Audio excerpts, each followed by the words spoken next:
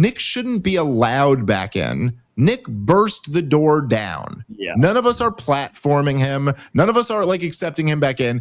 He won. That's what fucking happened. Yeah. Okay. So that's just the reality. It's not like an opinion. He won. He was on Tucker because he won. He was on Candace because he won. There's this weird feeling where like people will come up to all of us all the time and be like, dude, I feel like I know you because I listen to your show. And it's some random, and then you'll be kind of like, hey, you're just some random guy who thinks he knows me. But then at the same time, I feel that same way about a whole lot of other people who I've never met that I feel like I know them. And then you're weird, like we feel like we're all connected, but we're actually further apart than any tribe in the history of the world's ever been. Mm-hmm. And that shit is, sorry guys, I took a lot of acid before this show. Let's go, dog. This is going to get deep. I'm just now kidding. We're None of that's true. Cool. I'm ready, dude. None of that's true. I had one whiskey and some nicotine. That's all I'm on. That's fair.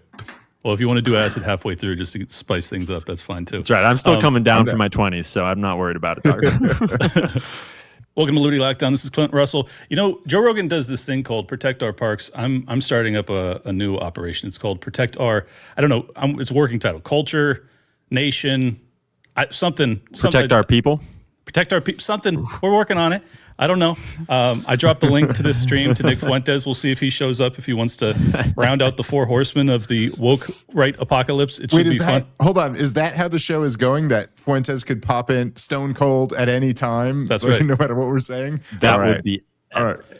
For the record, keep that in mind. He has not responded to my email. I've never talked to the kid. He's probably not going to show up. But I was like, I've got Dave Smith, I've got Ian Carroll. I'm gonna try and just nuke the internet and see if I can get Nick Fuentes in here too. But anyways, yes, there you go. I'm joined by Dave Smith and Ian Carroll. Dave, how you doing, buddy?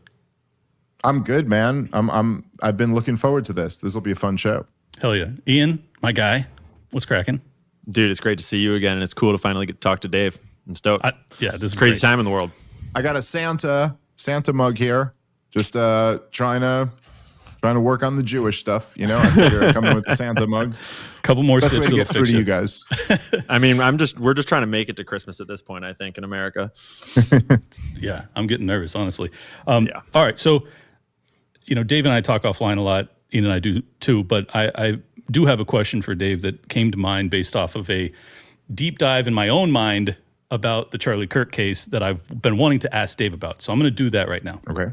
So we're going to start there. I also want to say this is very free-flowing. Ian, please, you've done more work than I have on Charlie Kirk. So I don't want to drive the ship. If you have questions for me or for Dave, please just hop in anytime. Hey, right back at you guys. I'm happy to have the tinfoil debunked and assessed. And yeah, exactly. See if we can. There's all sorts of stuff floating. We can get you back under your skis or whatever. I'm not I'm way out over the skis. So okay.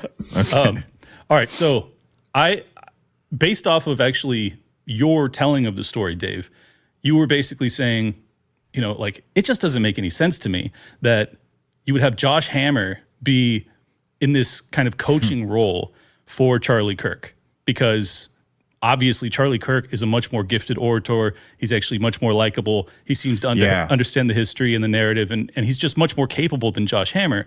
So, does any of this make sense? So I started to extrapolate out, because this is what conspiracy theorists do. And I'm sure Ian probably did the same thing. And my immediate conclusion, and I actually came to this mid-recording, but I thought to myself, does Josh Hammer seem like an advisor that Charlie Kirk would have actually brought on to assist himself? Or was that a funding requirement? Was he essentially a handler?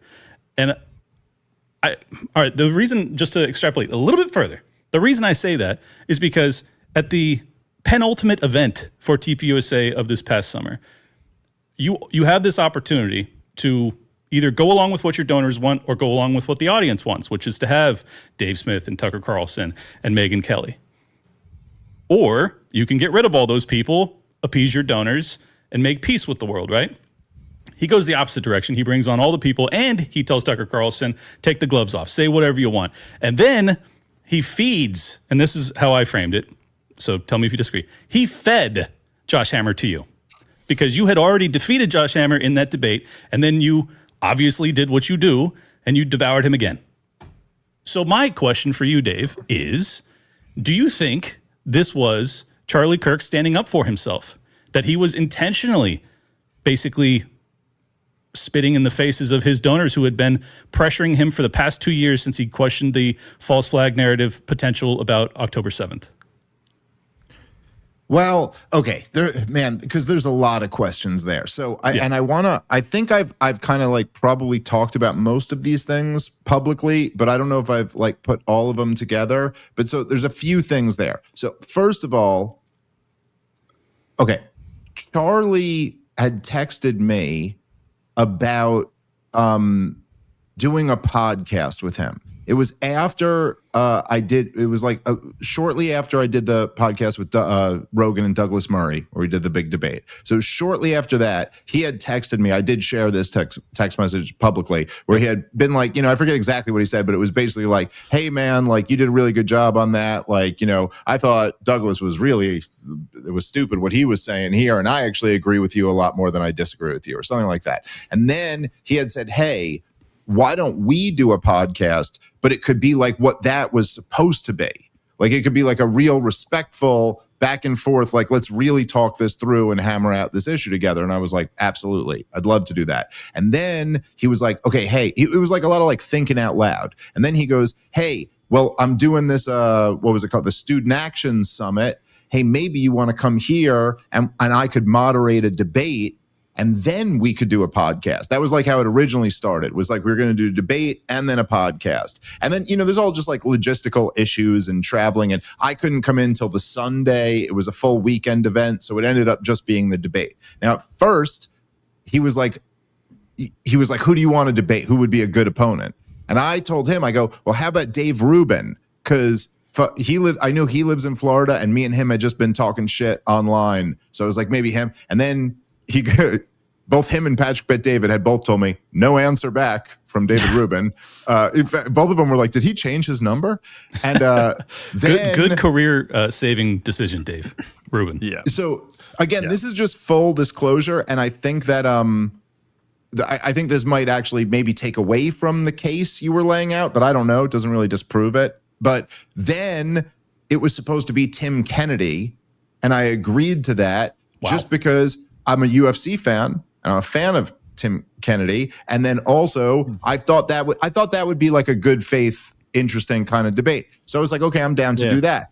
Then for like whatever scheduling reason, he couldn't do it. And then he goes, okay, how about Josh Hammer? And if I'm being complete, the truth is I said no.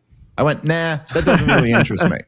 Well, it was just at the time, if you could think from my perspective at the time, I was like, I just came off the Douglas Murray debate, which was the biggest show I've ever been on in my life and was like this huge thing. And I had already fucked up Josh Hammer at an Oxford-style debate at Princeton University. Where it was like, it was just like, it couldn't have gone better than that. And then in my mind, I kind of felt like, well, at least what I said was, I went, this doesn't really make any sense because I already beat this guy and he's got nothing for me. So like, what is this? But and in you my straight mind, up said that to him, right? Like you kind of said that in less words to Charlie, right? I mean, look, I have the text messages. I think I said, I don't really think that makes sense because I already debated him and I already beat him. But I probably didn't say, which is also, I don't know, weirdly a part of our world sometimes. I went, well, what's the point in that? Like, I already won. That doesn't do anything for me. And you could justify it like, that doesn't do anything for the cause or whatever. But so I said no. And then Charlie came back and he goes, come on, dude.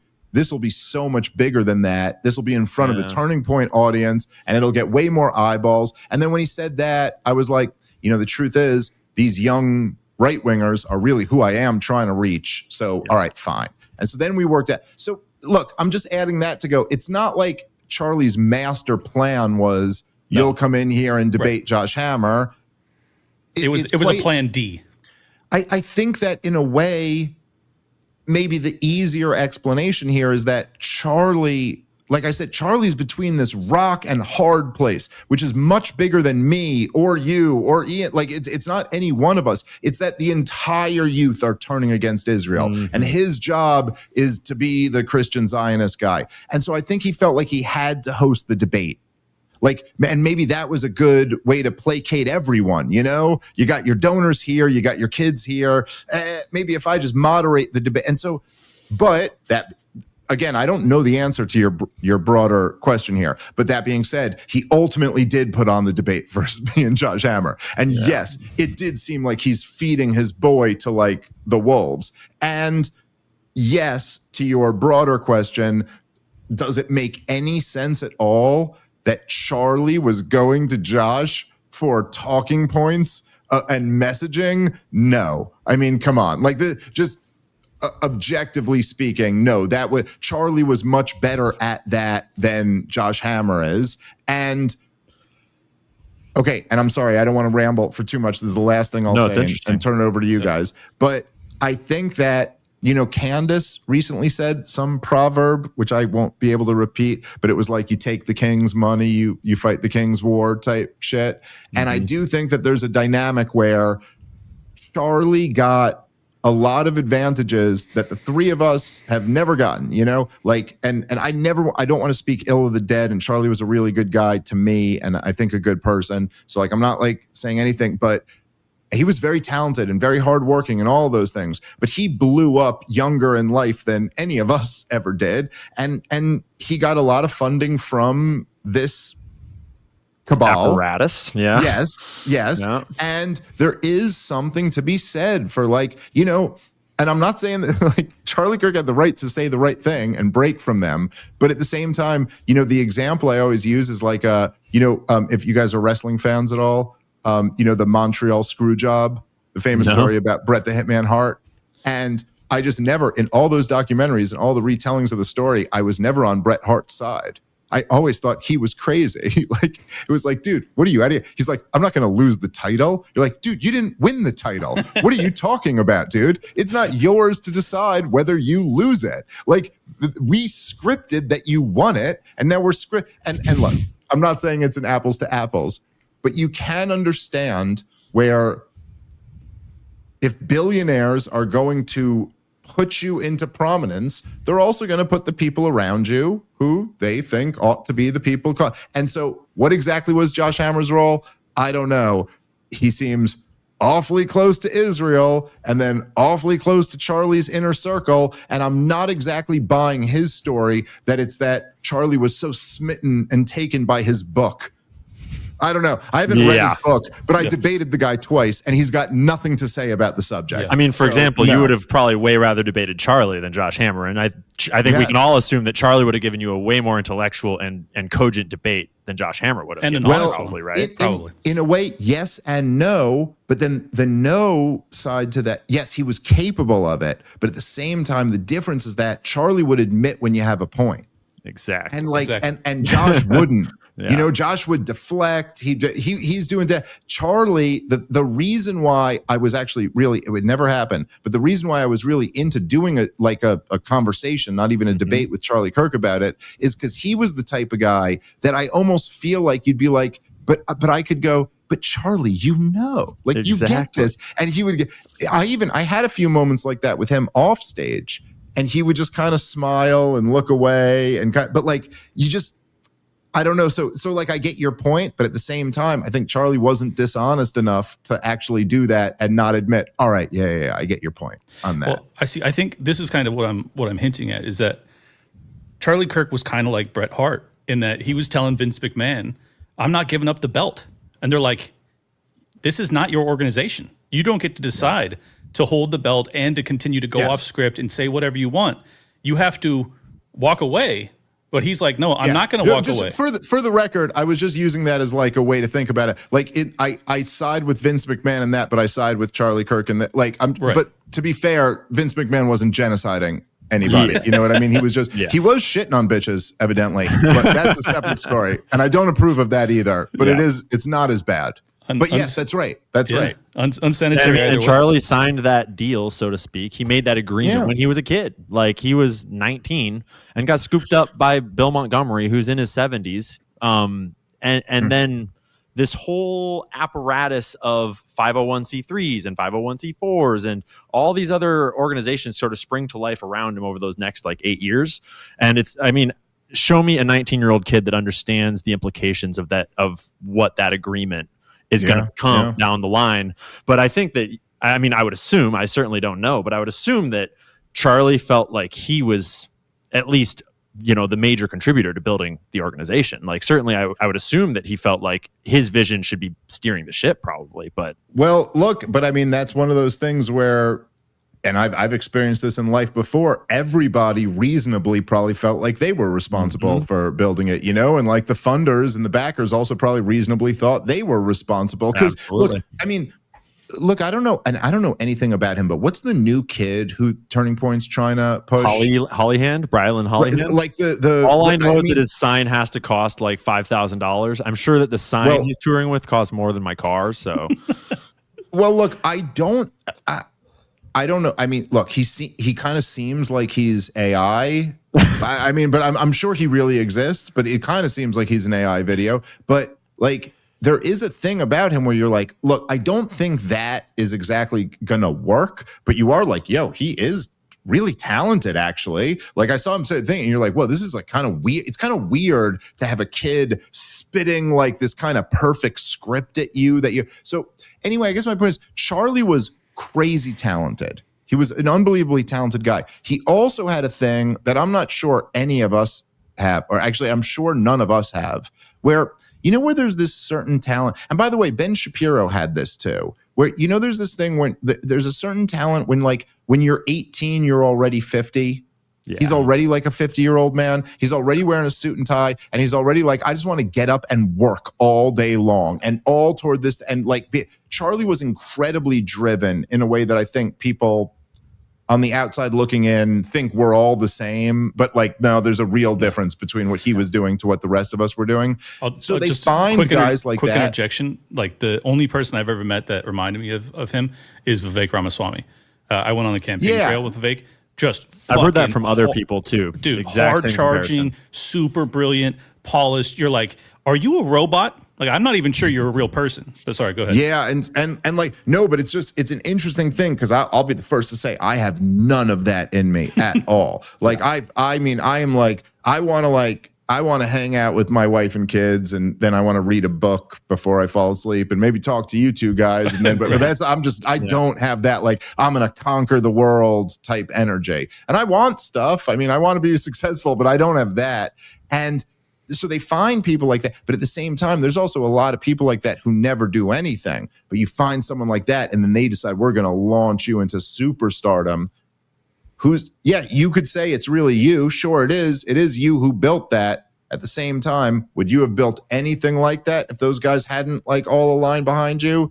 Probably not. Probably not. In a way, that is the most impressive thing about the Nick Fuentes phenomenon, is that you're like, oh, fuck, you like actually built this. But again, Nick hasn't built what Charlie built. What Charlie did was a different fucking thing, dude. Like, that is, it's one thing, and believe me, I have a gauge of this. Hundreds of millions of dollars backing him, whereas you had tens of millions of dollars going against Fuentes. Exactly. So, that's pretty crazy. Now, that being said, as big as Nick is now, he's not going out and selling out. Charlie was doing, how many people were at those goddamn events? These events with 50,000, 60,000 people there. I mean, this is like not, I mean, it's there's really almost nothing else in this realm, in our space, that's comparable to that. Other than all of the mega Zionist conferences that happen every other month, right? Every other week, basically, at this point. Well, mega churches, basically, yes, all within that same realm. But or Trump campaign rallies. I mean, there's really like almost aside from that, there's really nothing that was on that level. And yes, all of that is funded by very similar sources. But once you start to put that kind of money behind somebody, sure, they're going to think that they're a real boy. And yes, he was very talented. And yes, they don't get to where they get without Charlie Kirk. But they all know, if you get out of line, we're going to rug you. Like, we're going to rug you. And if you don't accept being rugged, then we might do something really dramatic. And I think that's the point that Ian has been making since day 2. And, since morning 2, yep. by the world for doing so. But I just want to elaborate just ever so slightly on why I feel like Josh Hammer's a handler. I know I sound like a crazy person, but I don't think you do. Yeah, well, I know you don't, but the rest of the world might. We'll see. Josh Hammer, he has been on. He's like a repeating guest on all of the biggest shows in right-wing media.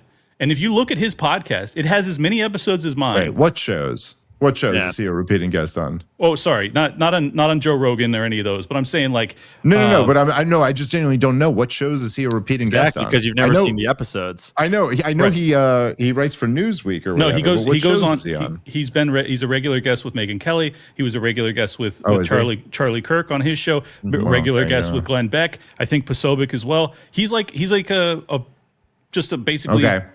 He's in that orbit, right? Right. No one gives a fuck about him. Like he's literally a non-factor. Like if he were to try and sell tickets to an event, he would get none. He would get I have more of a following than he does by a lot, and that's crazy because I've never been on any of those shows. None of those shows have given me any.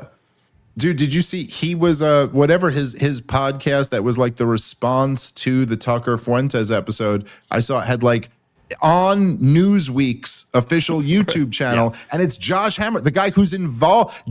Just off. Look, Ben Shapiro had like great numbers on his latest one. The whole comment section is against him, but at least people wanted to watch. People don't even want to watch what Josh Hammer has to say. Yeah, people wanted to hate watch Ben Shapiro his last episode. No one even. It is crazy that dude within this moment. It seems like he can't even like get a few thousand extra views. That's what I'm saying. He's just so mutable. It's like you don't even care to respond and get clicks off the responses.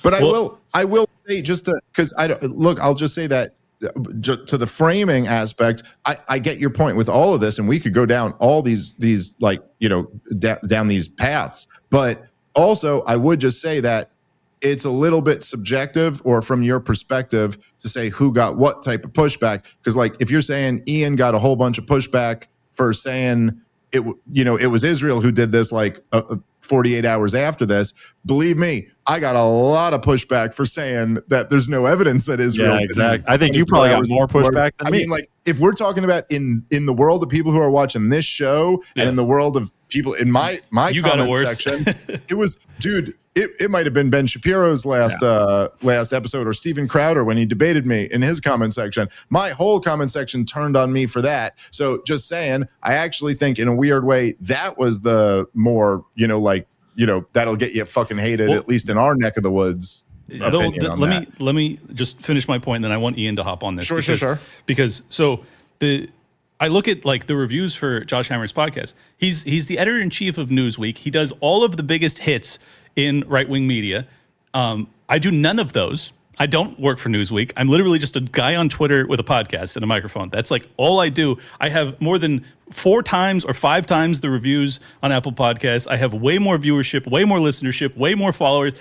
It's like there is zero organic support for this guy. He's a fucking non-factor. He doesn't exist. He's just basically like, I am, because of whatever the fuck connections this guy has, he is in the orbit of all of the most powerful speakers on the right wing. And there's no audience to speak of. There's no drive. There's no demand. There's no audience that's following him around to listen to him. There is absolutely zero incentive for them to have him on. But they do.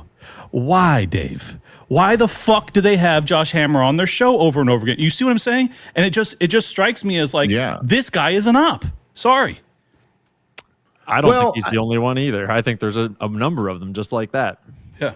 Well, I mean, I guess that we could hammer down on it. Like, I don't disagree with any of that. I mean, but what do you mean by an op? I mean, like, he was in a group chat and he lied about fucking Charlie Kirk. I was saying he's going to abandon the pro-Israel cause 48 hours before he caught a bullet. You know what I mean? I was...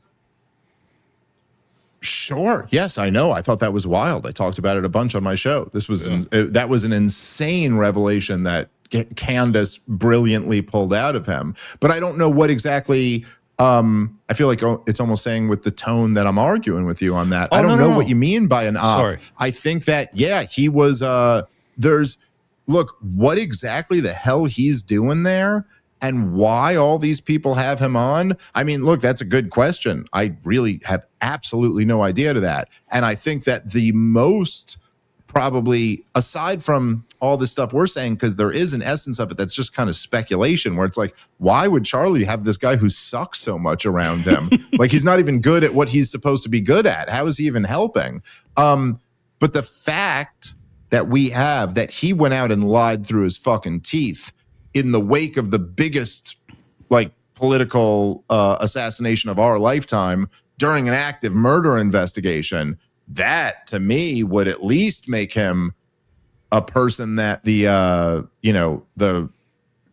police would like to have a word with. You know, I think in a way there's almost like, I don't have any type of expertise in police work or how exactly you would be a detective. But then at the same time, just keep in mind, Brandon Tatum was smart enough to be a cop. So basically anyone could do it. Anyone could. I don't mean that as an insult to law enforcement if you're listening to this. And as particularly if you're in my area, I appreciate you protecting me. But I mean, if Brandon Tatum can do that job. But look, if you think about it like this, I think I'm right more or less about this, right? But if you were like doing detective work, there's like many different layers, right? So there'd be, you might say there was like a murder in an apartment building, and then you came up and you were trying to ask people questions, and someone like opened their apartment door and then slammed the door and went away. Like that might be enough to like raise the eyebrow of a cop and go, let's go ask that person some questions. But that's not evidence. That's not anything you could bring in front. And then there's like a level where, they'd be like in the old cop shows, they'd go, will you come? We'd like to ask you some questions downtown. Now you're not arrested. We don't have any probable cause or anything. Like we can't make you come down. But we're like, hey, we'd like to ask you some questions. Then there's a level of being like a person of interest. Then there's a level of being a suspect. Then there's the prime suspect. Then we're going to get an indictment and arrest you. Then we've convicted you beyond a reasonable doubt of proof, right? So I think what happens is sometimes when people are building these theories, and I'm not saying it's not everyone's a conspiracy theorist, and lots of conspiracy theories are real. But when people are building these theories, it's almost like if you go like, well, hey, there's this thing here that would make you raise your eyebrow, or even there's this thing here that would make you go, we'd like to ask you some questions downtown. People will act like that is you were just convicted in a court of law. And it's like, hey, we're not anywhere near there. No. So, yeah, I think just to clarify, he's a person of interest to me. Like that's where I'm at with it. I think that's reasonable. Look, I think at least and you guys can argue with me on this. I guess where I am in this is I would go just by lying the way Josh Hammer did and being so weird. Like it's almost like the way he was promoting his book in the interviews about it, it was almost like a wife getting like a life insurance policy. Yeah. You're like, Jesus Christ, dude. That would certainly be enough for me to go, we want to ask this guy some questions. But does it make him a person of interest? Debatably. Well, I think the biggest, let me just say this and then I'll shut up for a while. I'm sorry, I've been talking a lot. But I'd say the biggest thing I heard is that there was the dude, Harrison Smith, I believe his name is, from InfoWars, who I kind of dismissed at first. But he had said the one guy said Charlie feared for his life. He feared that Israel was going to kill him if he came out against them. And then Candace, I know at one point, and I know Candace wouldn't say this. I trust that Candace wouldn't just lie and say this. She said 3 different people close to Charlie confirmed with her that Charlie was afraid that Israel was going to kill him if he came out against them. Now, I don't know who those 3 people are, and I don't have any trust in them, but I know Candace wouldn't say that unless 3 people had told her that. Like, I just know her. She was not lying about her friend like that. Yeah. She said 2 of them had it in writing. Right. Now, we haven't seen that. No, we have not. But we do know that. Okay, so we have Candace saying that, and we have the fact that his right-hand man sent the screenshot of him saying, I'm turning on Israel, to the cops, like at least was concerned enough to go like, you should look at this. So those pieces of evidence to me, and some detective could correct me if I'm wrong, I think if that's true that 3 different people said that about Charlie, that would make Israel a person of interest. Yeah. Well, it was actually, it was more than that. No, but I'm just saying that alone would make them not Absolutely. A suspect, but a person of interest where you're like, that's who we're going to be looking at now. But anything else you want? I was just going to add to say, but I'm going to let Blumenthal jumped in on there too. Because Max Blumenthal in the Gray Zone also reported numerous sources corroborating that to them, and we don't really know if they're the same sources or different sources. I think it's likely there's overlap because often if a whistleblower is trying to whistleblow, they're going to get in touch with a few people maybe, but. That's true. So that's a fair point. And so I just always assumed those must have been the same 3 sources, but perhaps not. Yeah, it's hard to say. I think it very well could be. But Blumenthal also elaborated on more reporting that about Donald Trump apparently having a little bit of fear and other things in the Trump camp around this that obviously, you have to judge those sources for yourself. And I try not to base my arguments on sources that people have to judge for themselves. Although I'll think about it, but I try to judge my arguments based on things we can kind of all corroborate in the open air. But I actually think that I would disagree with you guys. And I'm not so suspicious that Josh Hammer is like necessarily a person of interest in the murder of Charlie Kirk. Certainly. Sorry, I didn't mean to imply that. I just meant that I think he's a person of interest in the like overall greater kind of Israeli conspiracy why is to he control. Yes, why is he actively lying about the mindset of Charlie Kirk? Why is he trying to deflect from a obvious, legitimate motive that we have evidence to know is real? Well, it just, what it is that the thing, in a weird way, and I think this is kind of at the heart of what's been going on in the last couple of years and what's changed so much in the political dynamic. But like the clear thing that Josh Hammer did was that he was rushing with his first and foremost priority was to protect Israel, and then to promote himself. But that the thing was to go it's ridiculous. It's an anti-Semitic conspiracy theory to think that Charlie Kirk was turning on Israel. Even but with the Zionist, are you surprised? Right, with the Zionist, could there be any other response? But exactly. But but the point is that in the same way as that might point toward a conspiracy, it also points against it because you go, yeah, that's how all of them are all the time anyway. Do you think you know what I mean? But isn't that a conspiracy by nature? Isn't that the conspiracy by nature? Isn't that the most taboo anti-Semitic conspiracy in its nature? Is that unfortunately Zionists are inherently incentivized to protect Israel at all costs. And we all bear the brunt of that. When you say, and I mean, Brett Cooper is currently bearing the brunt of that. She says one thing that's totally reasonable about Randy Fine and, a couple of assholes. And suddenly all of these conservatives are trying to pretend like she's not a total sweetheart, that it was beloved yesterday. First off, right? I saw that. That was cool. And can I tell you, I don't know anything, which I'm not supposed to. I don't know anything about that chick other than I know she was the girl who everyone said looked like she was related to Ben Shapiro, who was on Daily Wire for a while. That's all I know. And all I know is that I saw a clip of her. I don't know if you remember this, Clint, but there was one time a few years ago where she just gave Ron Paul a ton of love in some clip. And then that went viral in our circles because we're libertarian Ron Paulians. And I was like, yo, that's fucking awesome. The chick, because Ben Shapiro, the reason I've hated him for 15 years and I will never stop hating him is because the way he went after Ron Paul. And so I was like, oh, it's so awesome that his daughter is on his airwaves saying how awesome Ron Paul is. But I never thought much of it. And then one time I was having lunch with Candace Owens, and she started bringing her up. And she was like, oh, she's about to leave the Daily Wire. And, when Candace gives you gossip, you're like, I don't know if that's really true or not. But this one turned out to be true. And she goes, she's awesome. I swear, she's really solid. And so after that, I was just like, oh, I think she's cool. But I never knew it. But that was awesome what she said.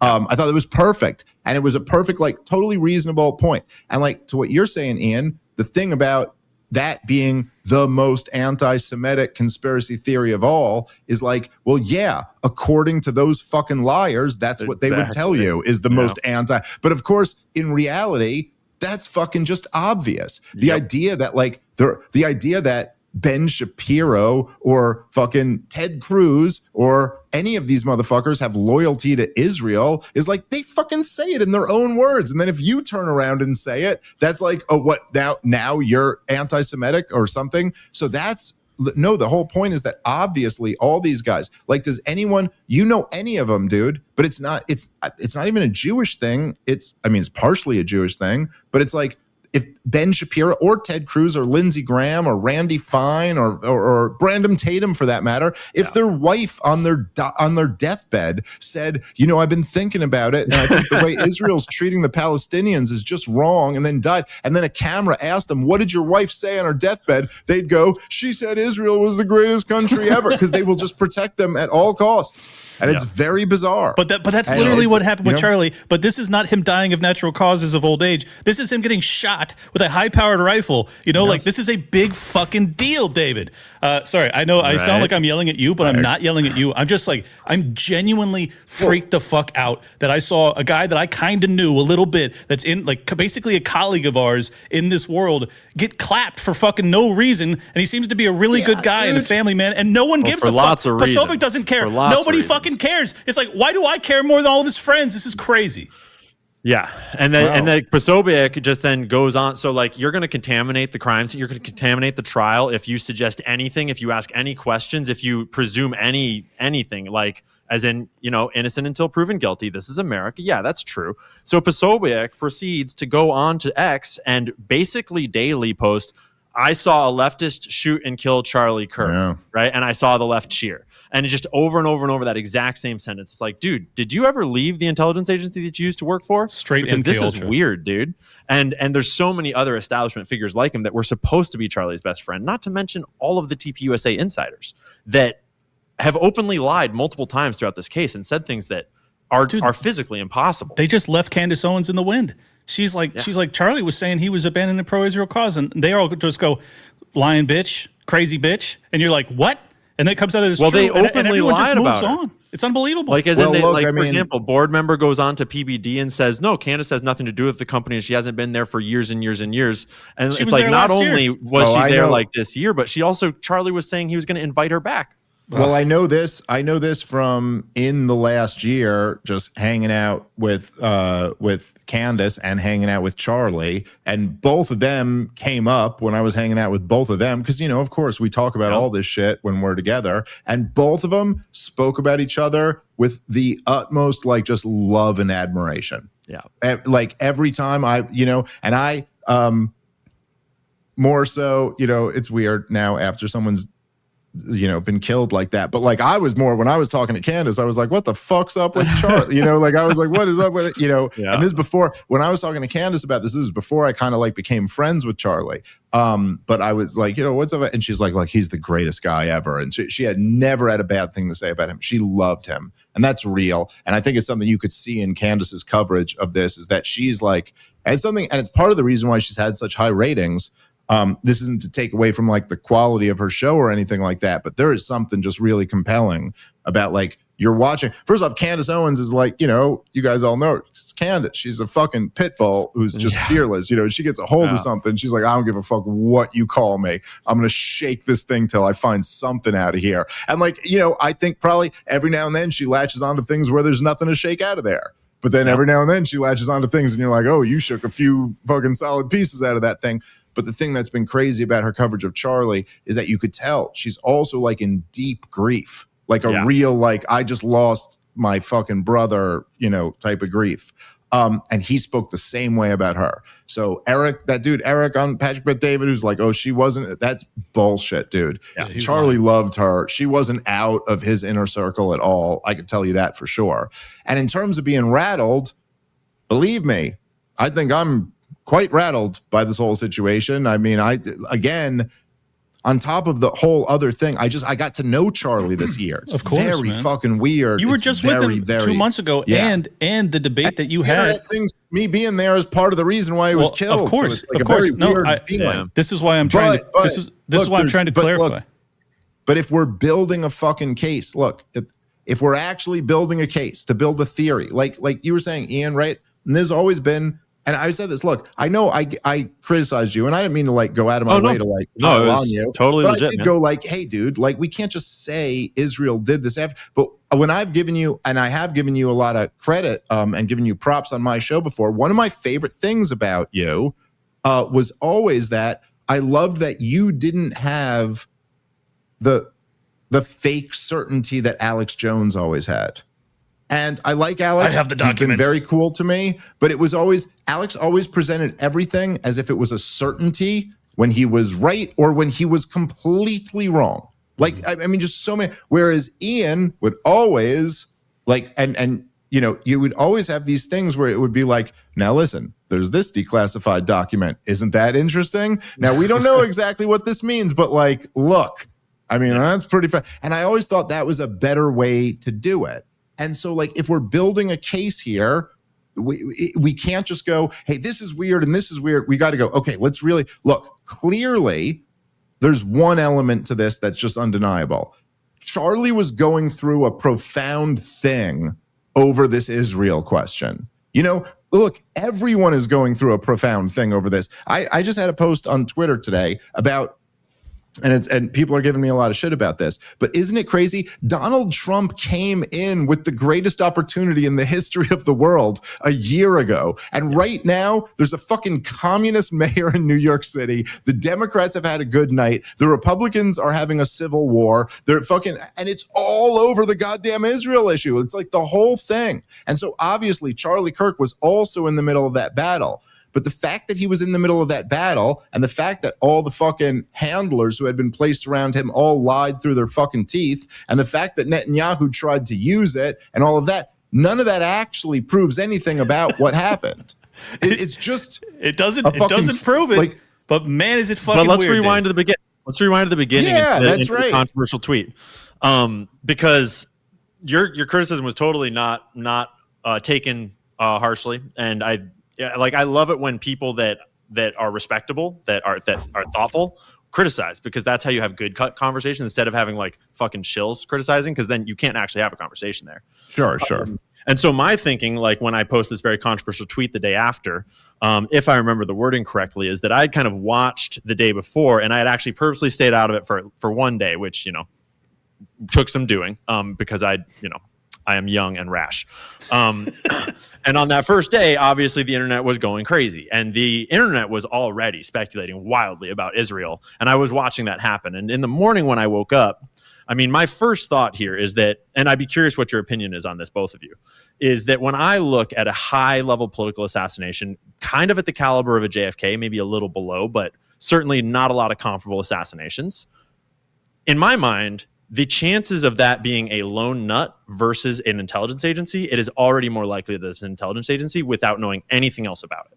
Just because of like how many times has a lone nut actually shot a high level political person and gotten away with it? Because every single one that I know of in history was told that it was a lone nut, but it's like pretty well understood that almost every single one was. This is nearly a 3-hour interview with Dave Smith and Ian Carroll. And hi, I'm Clint Russell.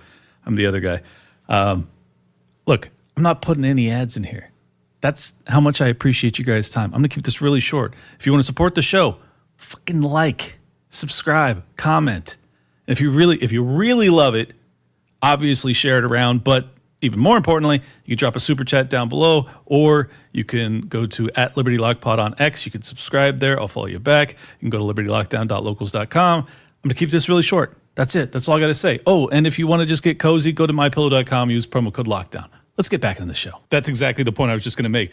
It's the narrative is always lone nut, and then the conclusion is almost always not lone nut, and it's intelligence agency. So I think that's the reason I didn't have so much of a problem with your tweet. I just would have been like, I would have put it looks likely. What I should have said was, if so, then Israel just shot themselves. But I was feeling spicy, and part of that was intentional, because I knew that all of you guys that were closer to the matter needed to and were right to be more careful about your words and to think very thoughtfully about how you interacted. And I knew that Tucker, for example, wasn't going to come out firing, but like, I knew that we were going to get mad Israeli propaganda. I knew that we were going to just be inundated with Israeli propaganda. And at a certain point, like, I am always willing to get into the mud and fight in the mud and just like, get in it.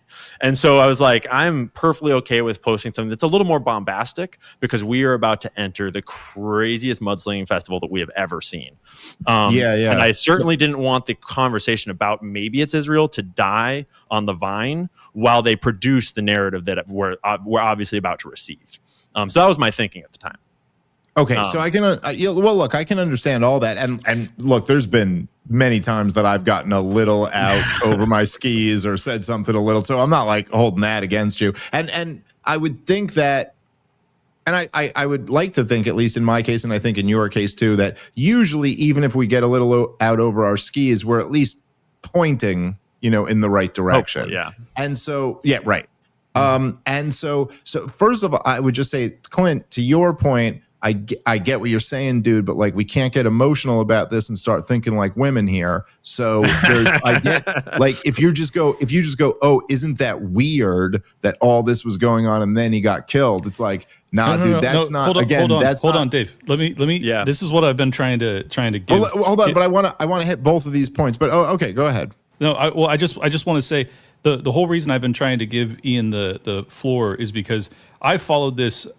I followed this closer than you have, Dave. Like there are a lot of things that aren't just weird, but like there's so many there's so many bullet points here, and no pun intended, that once you look at them, you don't come away just saying this is weird. You come away going, this is probable.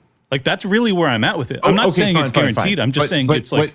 No, okay, but I'm just responding to what you had said before to go like, oh, but okay, so obviously he had these handlers around him, and then they're gonna react in this way when he dies, and then you go like, okay, but dude, come on. I'm just saying, if I went out and got shot in the head tomorrow, like if I just went and got in a bar fight and got killed tomorrow, it'd be very easy to go, really, dude? After all these public debates about Israel, then he happens to get shot in the head. So I'm just saying that argument is just not an argument. That's just when I'm driving, I think about that all the time, dude. I'm always like, if I get in a car crash right now, everyone's going to be convinced. Like there will be the craziest conspiracy. Dude, theory. Who was the one? Was it MGT I'm sorry, Marjorie MTG, Taylor Greene, MTG, who said, or maybe it was someone else who goes, if I die, Israel did it. And you're like, yeah, but how do you even know that? Because wouldn't there be a point where like, if just some random person is killing you, you'd be like, fuck, I shouldn't have said that. Yeah. All right, well, no, it turns out it's just,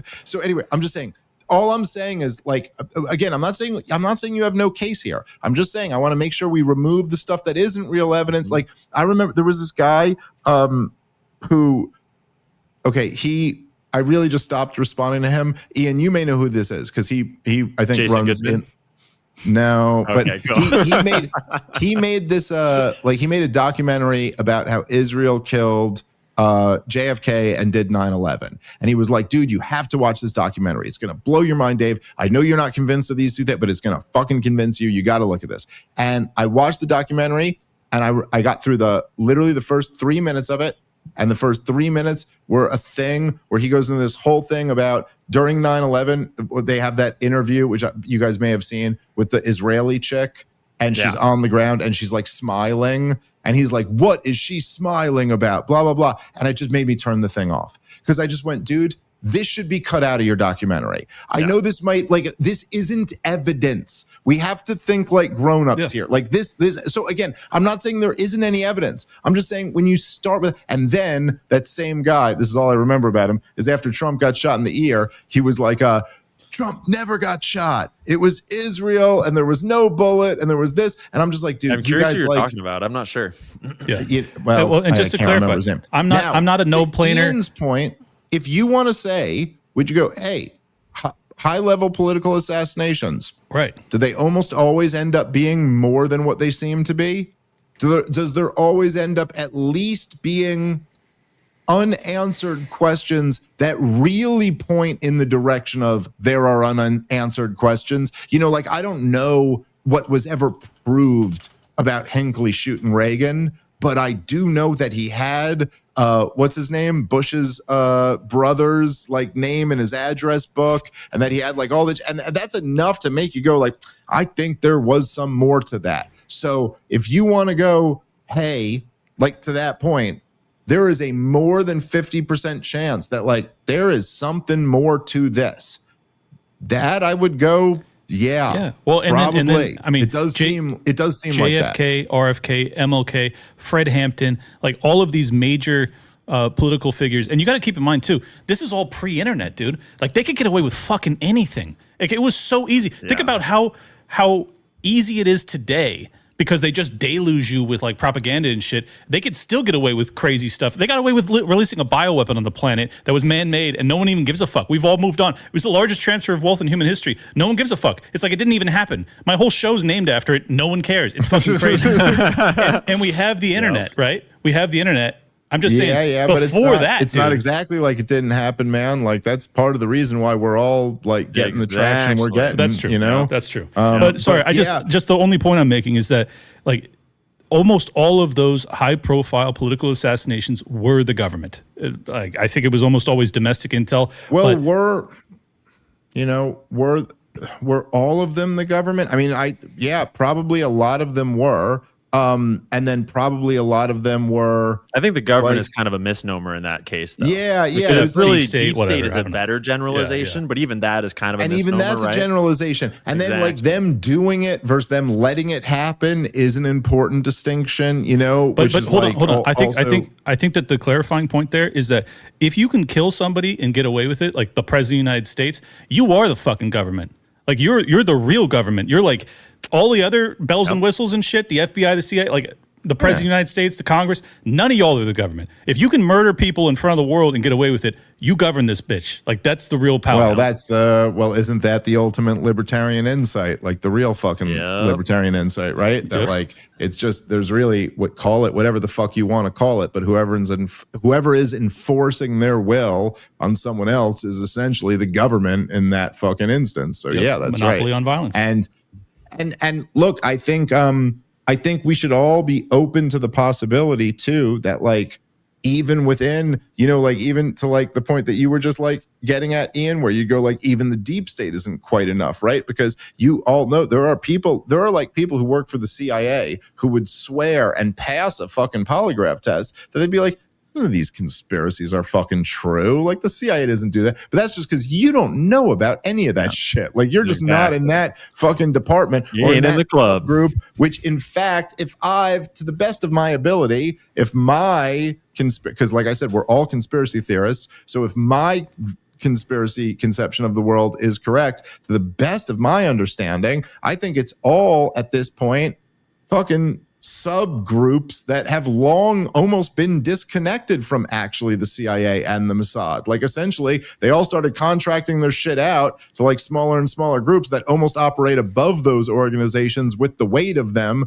but completely separate from those organizations. And so it gets complicated, but at the same point, I would just say, keep in mind that it could be completely possible. I'm not saying any of this is true, but just to like, for the thought experiment of it, it could be completely possible that Josh Hammer is the worst of what you all think he is, and he still had no idea what the real fucking plan is or what the real conspiracy is. Like he's just put in his position to play his role, Josh Hammer. And then really, I don't really see kidding that me, guy dog? as a mastermind. No, like, he's not. You don't give that motherfucker the plan. No, I've never implied he's read in. And then I also think with a lot of these things, it's kind of hard to tell. And I know there was one of the things that, one of the things when Nick Fuentes was coming at me earlier in the year, before me and him, we're under a temporary ceasefire right now. But before that, it's holding on by a thread. Israel and Hamas. It's doing better than the actual ceasefire. It is doing better. No one's been killed on either side. So it is doing better than that. No, but one of the things there was a clip that, about where I was saying, and I probably didn't say this in the right way, but I was saying the thing where I was like, look, like Israel in a lot of ways is the satellite of the U.S. empire. And that probably wasn't the right way to put it. And obviously, I think I've talked a lot over the years about how much influence Israel exerts on our government. But these things are also kind of hard to parse out. And I think it was, Clint, you might know this, but I think it was Sobrin's quote who said the best way to understand the neoconservatives is the Israel lobby's marriage with the military-industrial complex. And like really that was almost like the whole key to this whole thing was that the fucking this core component of the Israel lobby married itself to the military-industrial complex and actually got the whole goddamn thing on their side. And that was like a huge change. Like that is how the neoconservatives got the pull that they got. Because those guys, wrong, Dave. I think you're wrong. Okay. Bankers. Well, in what way? Bankers are in charge of both of them. They all answer to the bankers. Like the military industrial complex works for the banks. They do the dirty work of the banks, and they're making money for the banks. Like the Israel lobby, they're not as directly affiliated because they're not exactly a corporation, but like try to tell me that they have more power than the bankers. Right? No, it's not exactly that. So I think like the banks, the bankers almost preceded the military-industrial complex. It was a creation of theirs. It was their creation, right? Yep. And so, background World War I industrialization. Right, exactly, right? So you have the Federal Reserve comes in a few years later. We're in World War I. Then we're in World War II. They profit off of both sides. And they're like, this is going real 100%. Good. Yep. But if you look at, say, like in the post World War II, there's essentially what Alex Jones was telling you the conspiracy was up until 2015, but hadn't been for quite a while actually, was that the Council on Foreign Relations and the World Trade Organization and the what's the one the World Economic Forum and no, it was before that's more of the Trilateral Commission. I'm sorry, it was the Trilateral Commission, the Bilderberg Group, and the Council on Foreign Relations, and that was true for a while. But those were all that was like the Rockefellers and the Morgans and the oil men and the steel men and the bankers and the neoconservatives. If you look at the first group, they weren't the elitists like that. They weren't at Harvard and Yale. They were at City College. That's where they were all. They were like at the New York fucking City College because they were Jewish kids from Brooklyn. They couldn't afford any of that shit. But what they did was, because it was all WASPy in the Council on Foreign Relations, and they wanted to get their own. If you look at all of it, all their shit. It's like every goddamn Bill Kristol or all their think tanks, all the Project for a New American Century, and they all were funded by weapons companies. Like they went and made their own relationships with the military industrial complex, started their own thing, and they kind of took over. Now, obviously they linked up with other, like they were pushing in the direction the system wanted to go. And so bankers got on board, and like all the old guard kind of got on board. But those guys made their own thing that was separate from kind of like the ruling apparatus. But if you read Whitney Webb's book, One Nation Under Blackmail, and I know you reference this all the time. Clint, I'm down to do your show, but I'm not going to start reading women. We can talk. No, hey, Johnny Venmore wrote part of it. I'm just kidding. I'm kidding. But just joking, Whitney. That book's crazy. But the point I'm getting to is that like what she lays out is the history of both the mob and the mafia, and how they do that over and over and over again in different communities, different cultures, and they basically recognize both a market demand and also the incentive structure of the government, and then they basically find like a gray or a black market way to get in there, and then they use the incentive structure of the government to reinforce and re-entrench their own position of power. It's just that the Israelis, the Zionists, do it better than fucking anybody I've ever seen in my life. Like they fucking came up with the plan almost. It's crazy. That's it, right, dude? But even that is like there's different Zionist gangs, dude. Like the fucking different Zionist gang. Dude, Yitzhak Rabin, Yitzhak Rabin is not exactly the peacenik that everyone makes him out to be, by the way. But you know what I mean? Like he was a pretty fucking bad guy too, because it's all gangster shit. But he was the one who was at least like, for fucking strategic reasons, we got to stop doing this to the Palestinians and kind of move away from this, because otherwise this is going to all go so bad for us too. Like, and Yitzhak Rabin's wife to this day blames Netanyahu for his death. Like, because if you think any of the talk, even what fucking Mark Levin is saying about Nick Fuentes right now is not as bad as what Benjamin Netanyahu did to Yitzhak Rabin. Dude, they were doing, imagine, literally, how Mark Levin's talking about Nick Fuentes right now? And he's going, little Nazi Nick, little Adolf Nick, someone ought to stop you. You want to come see me? And it was the weirdest thing ever. You're 80, you fucking weird. And also, what are you trying to out Fuentes, Nick Fuentes? It's just so weird. Like, what do you do? Like, anyway. But you know what Benjamin Netanyahu did? They led marches holding caskets that said Yitzhak Rabin on the side of them. They fucking were like, they did these crazy over the top. And then a Netanyahu fan fucking murdered Yitzhak Rabin, right? So anyway, I'm just making the point that even within all these fucking gangs, there's different gangs that rise up. It's all just gangster shit. That's what all of it is. And my point is that the neoconservatives, where they were their own fucking gang that was almost like an offshoot, the way Hamas is an offshoot of the Muslim Brotherhood, they were an offshoot of the Likud party. They were like the American vanguard of the Israel lobby Likud party. And then they got way in with the military industrial complex. And they ended up but the point is that there were other Zionist gangs who fucking thought the neocons were out of their fucking minds. Who were like, yo, dude, don't let them. What are you talking about, dude? You're gonna let Paul Wolfowitz decide shit? Like there were like, and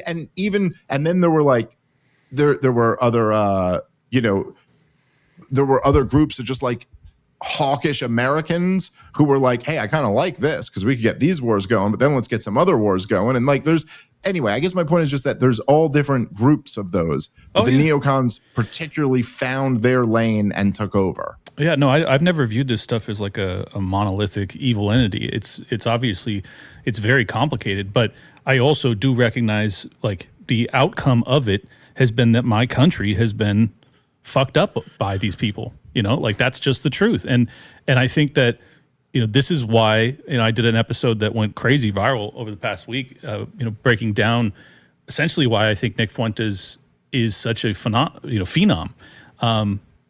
And I think that he, in a weird way, he really reflects the anger that I have,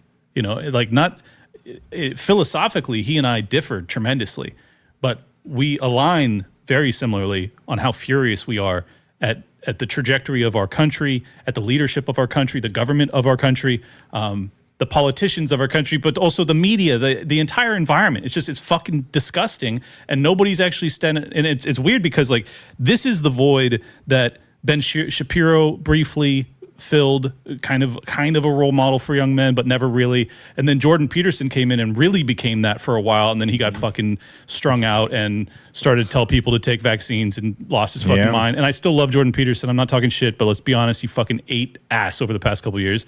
And then, you got the Tate brothers, particularly Andrew, who fills that void. And it's just like, all we're seeing over and over and over again is this incredible market demand for young men to have a leader.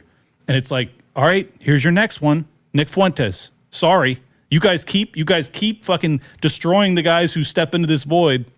It's just going to keep getting more radical. And like, that's where we're headed. And I'm not even sure that it's a bad thing. And I know, talk me off the ledge. Is it a bad thing? I don't know. Depends on who that leader is, right? Well, I'm saying specifically with Fuentes.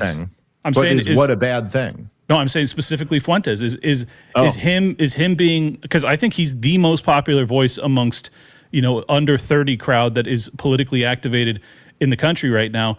And I'm not sure. Well, let's clarify why he is why is he unique? And I would argue it's because he's a race realist. That's the position that is so unique about him. And that's the position that he actually is like the champion of.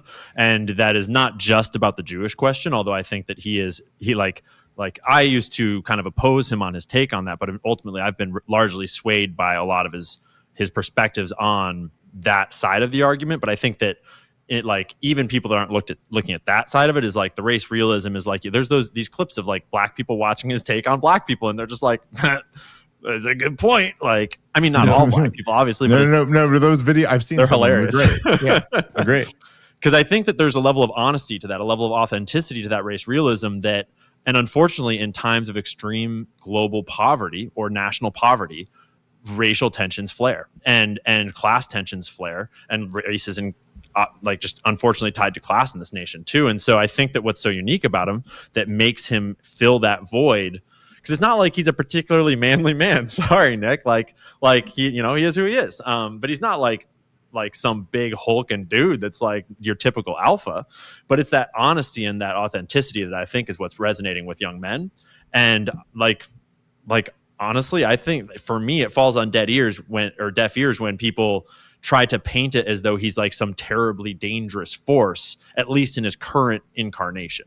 I think you might be able to make that argument about a much younger Nick Fuentes' opinions, but it just feels out of touch with the youth when people make those arguments. No, I agree with that. And I just want to say, I look at Fuentes, Yeah, you're right. He's not physically imposing, but he's a very strong figure in the sense that he's got this incredible. I mean, the charisma is phenomenal, and then the courage to say the thing that you're not supposed to, and to say it with your whole ass chest, and be like, I'm gonna fucking have the whole world hate me. Dave, you've talked about this with other people. I forget who you were talking to. Maybe it was Robbie, and it was like that there is just something unique and special about that like most young men today don't have that. Like they came out of the Me Too / woke environment where they're just being canceled and suppressed and hated and basically demonized as if they were like the problem of the entire universe, right? And then you just have this one white kid with a Hispanic last name that rises from the ashes, and he goes like, I'm gonna say the N-word. You know? And everyone's like, I love this fucking guy. So I don't know. Thoughts, he's got a look, when Donald Trump first ran for president, right? There was this mix, this like coming together of many different factors that made him this unbelievable force, right? Like he wasn't just like the most famous guy and the richest guy, but he was also the brashest guy and the funniest guy. And there's just like all these factors that led him, because he could have had all the, you think about like Mike Bloomberg. He was a real rich guy and a real famous guy. But when he went up against Elizabeth Warren, he was like, oh, I don't know. And so, all right, you're done. That doesn't count. Like you had to have all that plus, and whereas you could find a guy on the street who would be brash enough to go, fuck you, Elizabeth Warren, but he doesn't have $1 billion. And so Fuentes had this kind of like a lot of different qualities that led to him having this moment that he has right now. And the time, he's an incredible talent. He's incredibly funny. He's incredibly he's got a mix of being the best at the like sarcastic, I'm on an Xbox headset just telling you to, suck your mother's dick if you don't like the way, like he's got that, but then also is pretty well read and can make really compelling points. And all. So he's got like an incredible, skill set. And it's been fascinating to watch his rise, because it just like says something so profound about what the fuck is going on and how different everything is, that this guy whose his starting position is, under any conventional standard, this can't possibly work. Like I'm taking all of the positions that are non-starters by definition, and yet it's skyrocketing. That just says how much everything has been turned upside down. Now, to me, I certainly don't have the view that Ian has, that like he convinced me on something. I think in a weird way, to the extent the race realism that I would agree with was something that, at least in my generation, we always kind of took as a given and was just something that we all knew. But you don't be a dick about it. It's just, but not on the Jewish, like influence in America, though. That's been a conversation that has not been broached until recently in political conversations. Well, in New York, a little bit. Let me say this. Say this. It's not so much, maybe, I'm not saying it wasn't broached in the same way. I'm just saying the idea of it even being offensive would have been like, like from where I'm from, the way I kind of grew up, it'd be almost like if you were like, oh, the Jews run the banks, that would just be like, yeah, that's right. Like maybe that's why you turned out so cool, man. Exactly. Well, and the sky is blue. I don't know. It was just a different kind of world. And so, look, I think that the idea that there's no, I don't know. I think that Nick Fuentes has created, Clint's gone. He's just adjusting something. I think that it's an interesting moment to see kind of like where all of this goes now. And I think that all of these conversations should be things that we all flesh out a lot more. One of the things I was noticing was that because when I had Fuentes on and when Tucker had Fuentes on, we both kind of brought up these topics. Yeah. Like, so what are we talking about here? Is it the Jews, or is it the Israel lobby and the neocons and the Israeli government? Or can Christians believe in collective guilt and what racial hatred versus this? And it almost seemed like, in a way, we're all kind of talking past each other. And so it's like you almost have to get like very specific, like, what do you mean here? Because when Tucker, at least when Tucker asked him, you know, about the thing where he was like, look, we're Christians. We can't believe in collective guilt. We can't believe in any of this. And then his response was something like, well, I don't think you can divorce Jewish identity from the fact that a lot of Jews support Israel. You're like, yeah, but like everyone knows that that's not controversial. And so that's it almost extremely feels controversial. That's extremely controversial. Well, no, no, that is like not. that is, yeah. So like that is me. No, like not. that well, is everyone, even they would admit that. No, even but, the Zionists would say that's why they support no, but Israel. to accuse a Jewish person that like of to be suspicious of a Jewish person, the American government of you might be more loyal to Israel than America just because you're Jewish. That is well, hold on, but that's no, but that's a very different. See, that's a slightly different statement. There's a different statement to say that the Jews who are loyal to Israel, like the Zionists, who say in their own words that like part of the reason I love Israel is because it's the Jewish state, and as a Jewish person, I support that state. To say that that has something to do with their Jewish identity is different than to say you suspect any Jewish person of having that feeling. Does that make sense? But the question is kind of inherent in the sense that if it was about a Chinese national, the question is obvious. You have the obvious question where if there's a Chinese national in the U.S. government in any position of power, is this a spy? And how do you vet that? And what do we? And not to say like I'm not saying I have an opinion on this specifically right now to flesh out. I'm saying that the question is there and it would need to be fleshed out, obviously. Right. Sure. And so that exact same question obviously applies to Jewish people and the relationship to Israel. And obviously not all Jewish people would wind up having that level of allegiance that would be concerning, just like not all Chinese nationals would. But the question is extremely controversial to point at a Jewish person just because of their Jewishness, even if it's not a Zionist, but and this is where I was saying that he changed my mind. Because when I first approached this concept, being very new to learning about it and just trying to learn my best, I initially zeroed in on just Israel and Zionism, and we should divorce that completely from the Jewish part of it. And obviously, like, you're a perfect example of why, like, you can't blame all Jews for, like, that's not what I'm trying to say.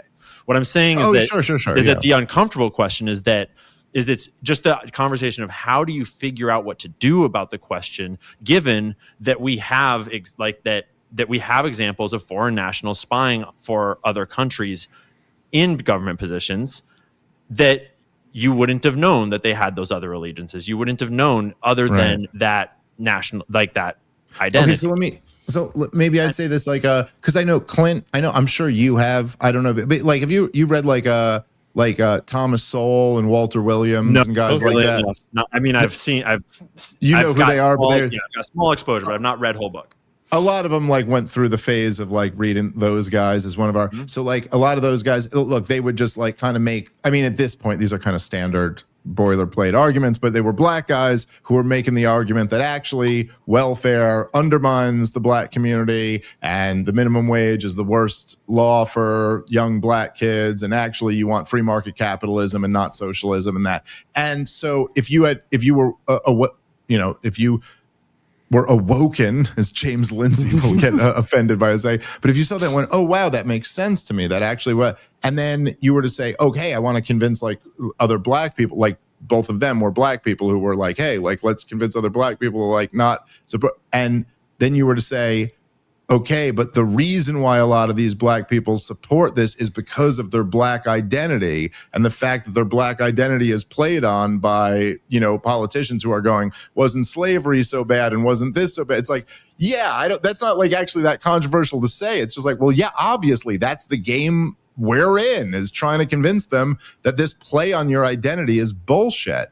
Now, that being said, but in the 80s and 90s, it was controversial to say those things. And now I think over the past decade, I mean, it might have been, look, I guess when I say it's controversial, yeah, it's probably still controversial to say these things in some groups. I guess more my point was that's probably nothing that me or Tucker or anyone else would disagree with Fuentes on, is more my point. Yeah. I'm saying that's not really, that's not what separates him from what any of the rest of us are saying. It's not something Scott Horton or even Ron Paul or Pat Buchanan would disagree with, right? So like, there are these things that it's almost like I feel.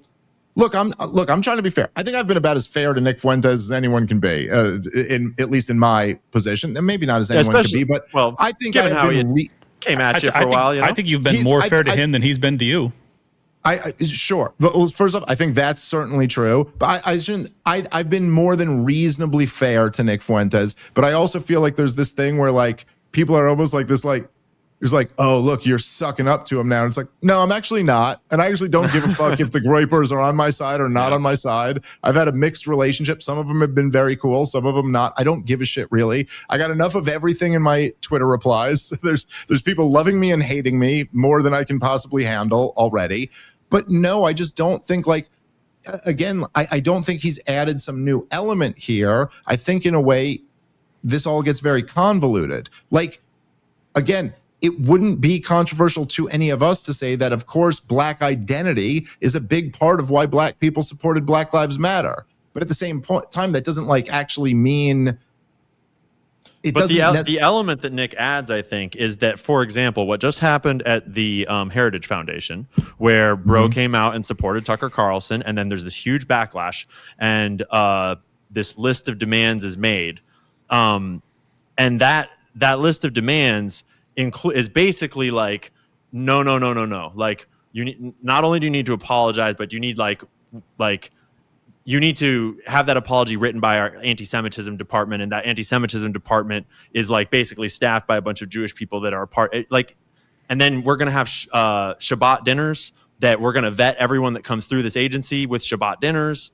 It's like, so Nick, it's like bizarre. Yeah, they're certainly handing him a lot of wins, but I guess it comes down to this, let me right? finish the argument. Let me finish the argument. That's not the end of the argument. So that's one example. And then the other example is Mamdani just gets elected, right? And if you look at the donors, the massive flood, like over $40 million of money feeds into Cuomo, into Andrew Cuomo. And a lot of this is from Republican, but not all Republican Jewish people.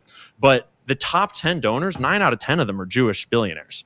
And so it's like, those are just kind of factual information, and like, take it as you will. But I think that the element that Nick Fuentes adds is that we need to have a solution to this.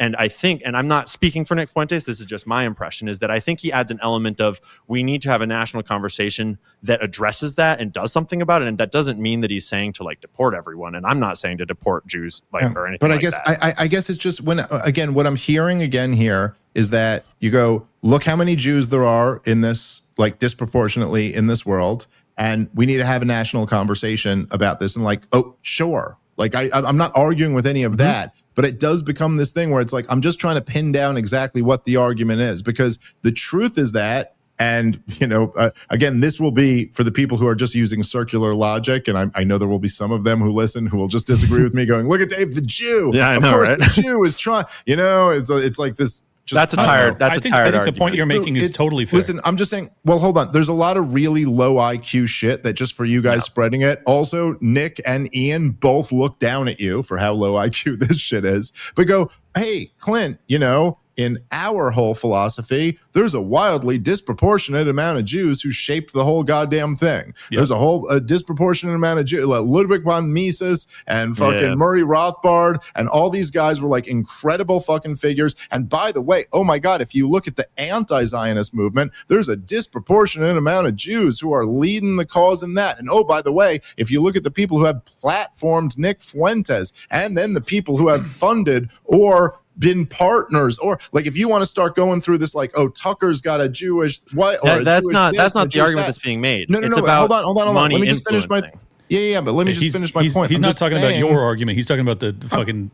I'm saying that the fact is that this is, if you go, oh, there's all these disproportionate Jews in this, it's like, yeah, but there's also in this whole other counter movement, and it just again, it's just like it becomes like this thing where it's almost like leftist logic. It's talking about how I think I can break this down into a less controversial way of looking at it.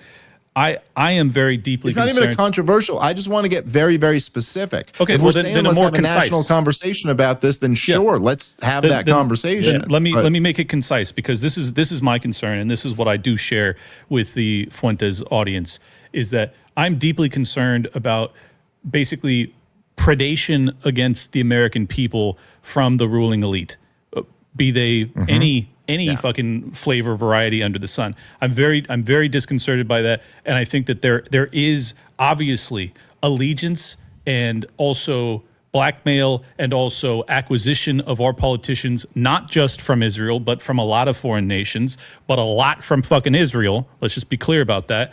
And it's like, I mean, there's also a lot from like other Middle Eastern nations as well, too. Like, they're also using their money to buy influence. They keep screaming about Tucker Carlson. They're right. I don't like the fucking Qatar connection to our government either. Well, putting that on Tucker is bullshit. No, I know. And even putting it on Qatar is bullshit. But I will say, if anyone wants to go fucking read Scott Horton's goddamn book, the whole goddamn invasion of Yemen from fucking 2015 to 2021 was all because of Saudi influence. It really didn't have much to do with Israel. Well, and also, I mean, the fucking war in Afghanistan really didn't have that much to do with Israel either. It's just that Iraq, Syria, Libya, Somalia, fucking Yemen, those ones all really did. But also our relationship to Qatar, the people that are screaming about the relationship to Qatar, like Laura Loomer, the reason that they have that fucking base there is because it's a great forward operating base to threaten Iran. That's the reason that we have such a great relationship. Sorry, go ahead. Right, and even the this whole fucking military base that they said isn't going to be a military base, which is not whatever the hell the latest thing over here is. That was all a fucking makeup for Israel attacking, for the fucking bombing Qatar, and then Trump feeling like he has to do something. So yes, this is all true. I'm just saying that, like, look, I guess this is my point.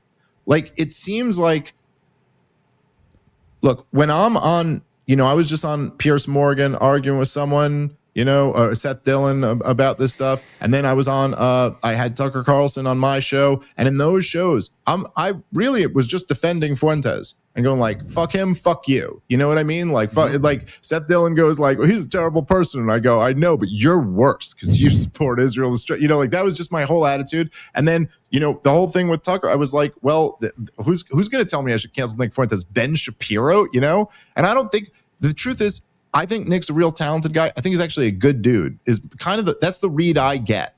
Okay. But if you're going to say, hey, he's woken me up to the fact that, or not woken me up, but like he convinced me that maybe I shouldn't just say it's Israel and the Israel lobby. I should say it's the Jews or something like that. That is not what I mean at all. Can I clarify? No. Sure. Yeah, but, I need to clarify that because that's super not what I'm saying.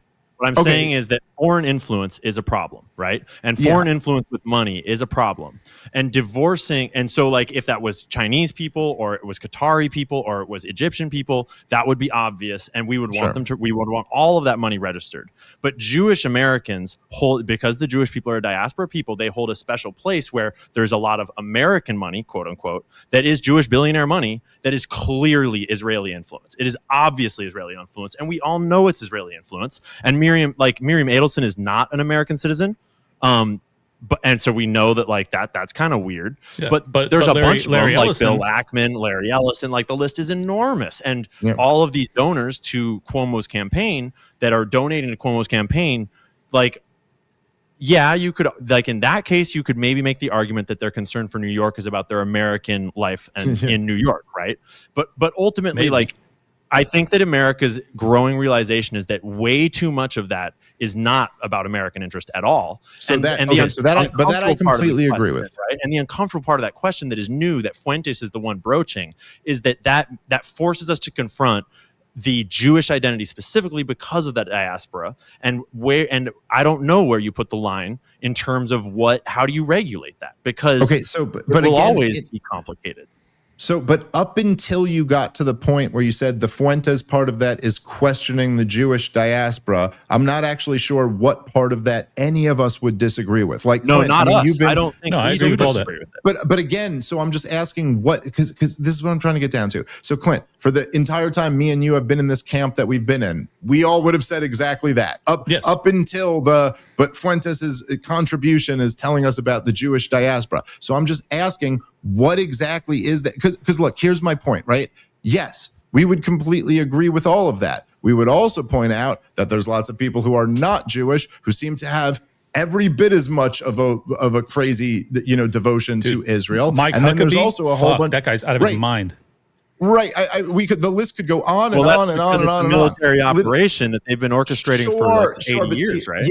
But now you're going to get into a thing where it's like, okay, you can't say only one side has agency and the other side doesn't have agency. That's right. It's incredibly mixed up and intertwined. And in fact, there's all types of people who you could easily say were the bosses of the Jews who went along with it for their own reasons. And like, was Dick Cheney really was he tricked by the Jewish neocons, or did he use the Jewish neocons to get his Halliburton guys back who he had lost billions of dollars for more? But my point is just this, okay? When you get down to this, this is the thing that I guess is a little bit frustrating.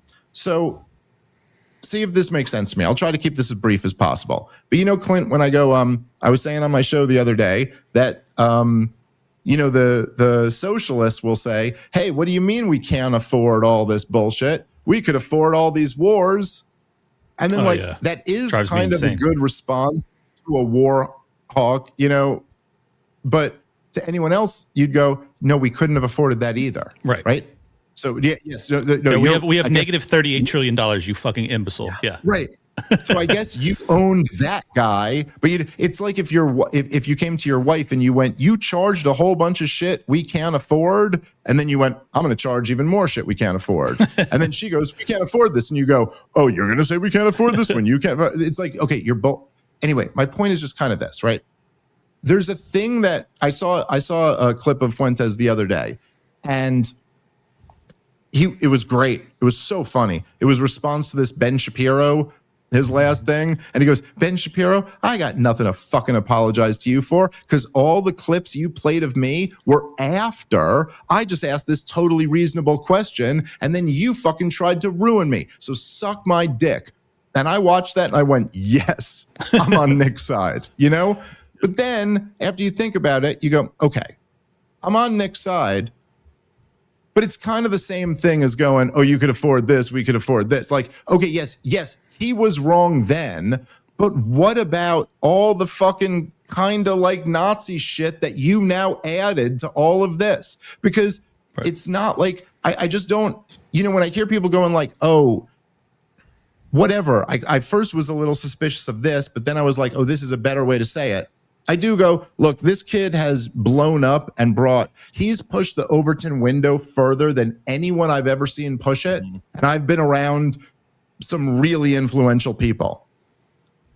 But the fact is that even now, I think it's better if he's going on Tucker Carlson's show and going like, well, look, I don't really mean the craziest shit I was ever saying.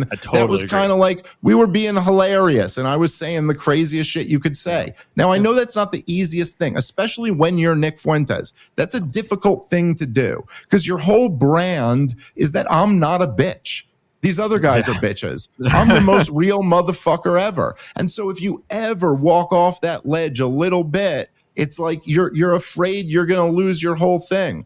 But to some degree, you got to admit, dude, he's painted himself into a Nazi corner that's like, dude, this is going to turn off a lot of people if you can't find a way to go, okay, I don't mean that, because that is crazy. Yep. And that's and why I feel like that, suck my dick, fine, I don't give a shit. But that is the truth, agree with dude. You completely. And we all know this, you know? And that's why I'm saying that I agree that it's good that that's entering into other podcasts and he's having to like have those conversations in moderate ways where he really elucidates his points and hopefully like explains them so that we can get on, because he's very bombastic and he's young and he like, you know, grew up in the internet generation where it's like, you know, young people just say more shit. They're just way more. The internet most makes of the craziest more shit and more. he No, said dude, I would have when he been was worse. under 25. I think I would have been worse. I could believe that. Yeah, I could totally believe that. Under 25? Well, also, I would have been put in prison for the shit I was saying. Also, and I'll say this, because like, look, let's also be completely fair here. And I'm sure if there is, you know, whatever. Okay, so what I've said, you know, people can cut that part and forget this part. But also, let's keep in mind here. I mean, look at the fucking, and this is the thing which makes it almost hard to have these conversations. And it's why I want to say this to you two, because I wouldn't say this in other conversations. I'll say this to you two because, look, did you see the fucking Genocide 2025 fest to cancel. Yeah. I mean, there was the most fucking genocidal nature conference I've had. Yeah, this fucking retard Brandon Tatum saying I would have turned it into a parking lot if I was prime minister. Give me 24 hours. Lindsey Graham is bragging about how they ran out of bombs. Fucking Randy Fine and all these. So they're gonna say cancel. You guys are grown fucking adults, and you've said as you're at least the same. At the very least, you're the same. They're way worse. Well, you're far. Their your policies worst, have actually killed countless people. Look. Well, they're worse for a few reasons. Number one, because it's actually happening. It is just, look, it is a different thing to be an edgelord young person today and go throw all the Jews in the oven. That's a different thing than if you were living in a world where Jews are actually being thrown in ovens and you went, keep throwing all those Jews in the ovens. That's just a little bit different. It's a little bit different to root for something that's actually happening than to just kind of edgelord and say the most fucked up thing. They are doing it while it's happening. And also, they're not his age. For all the shit about fucking out, and when I say his age, I mean they go back 7 years on him and pull up, a joke. So anyway, yes, Nick should be Nick shouldn't be allowed back in. Nick burst the door down. Yeah. None of us are platforming him. None of us are accepting him back in. He won. That's what fucking happened. Okay, so that's just the reality. It's not like an opinion. He won. He was on Tucker because he won. He was on Candace because he won. Honestly, he wasn't on my show because he won. I loved that he won, but I fucking would have had him on. I had him on my show back in the fucking day, but he did nonetheless win. Yeah. And so now the question is okay, what does that mean? Is it a good thing? Oh, well, I'll say this. I think that there's an Overton window, obviously, always. And maybe a lot of people almost would have taken it in a weird way. We take it as a given that the Overton window extends to the neoconservatives, the neoliberals, and hopefully all the way out here to me. And then they always wanted to say, no, you're outside the Overton window. And you're like, fuck you, I'm reasonable and rational, so I should be inside the Overton window. And then in a weird way, it's been shattered all the way over here. And some people who you would have thought, well, yeah, maybe they shouldn't be in the Overton window are now in. But we're in too. Yeah, so I'd rather be in it than out of it. As dumb as that is, that's kind of how I feel about the whole thing. I don't think that's dumb at all. I'd rather everyone's in the Overton window. Yeah. Well, I don't know about... I like that. I want to just fuck them up in argument. Isn't it amazing, dude, that all of us, all we fucking ever wanted was a fair shot. Yep. Let us have our shows online. Let us do big debates. Let us do big things. And then we could all see who has the better argument. I've never for a second thought to myself, man, I wish YouTube would kick Douglas Murray off. That's why I love our side so much. That's why, and that's also why there's kind of this loyalty amongst thieves thing that I have. That when I see them going after Nick, when I see them going after Tucker in particular, I get enraged in a way that's really hard to explain. It's like Tucker Carlson for me was the guy who was at least telling 75% of the truth when he was on Fox News with the biggest nightly news show in the fucking country, maybe in the world at the time. And I was so appreciative of him. And then for him to get shit canned as a consequence of basically, who knows if it was talking about military industrial complex or pharma or whatever, but he was just telling way too much of the truth. And then he goes out and he goes independent. He becomes bigger than he's ever been. And he doesn't just stop there. He could have just been I won. I'm gonna maintain my funding sources. He goes, nah, fuck that. I'm gonna do 3-hour sit downs with Scott Horton and Dave Smith and all these other people that are pushing the envelope even further. And then he goes, you know what? Fuck that. I'm still not content. Now I'm gonna have Nick Fuentes on. I love Tucker Carlson. Tucker Carlson, look, I know a lot of people question his background because of his dad and blah blah blah. I don't give a fuck. If he's controlled, if he's controlled op, God bless Tucker Carlson and his controlled op ass because he's improving the world so much. Look, man, all that shit is that's just stupid, man.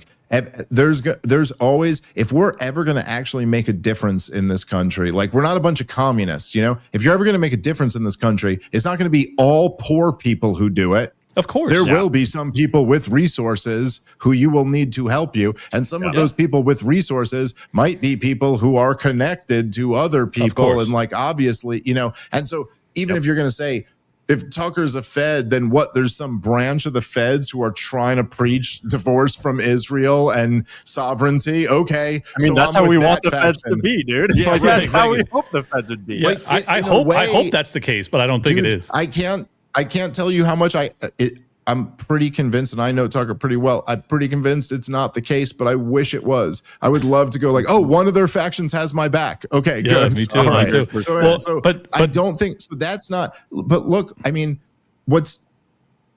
I think what's going on here is that we're watching a weird thing.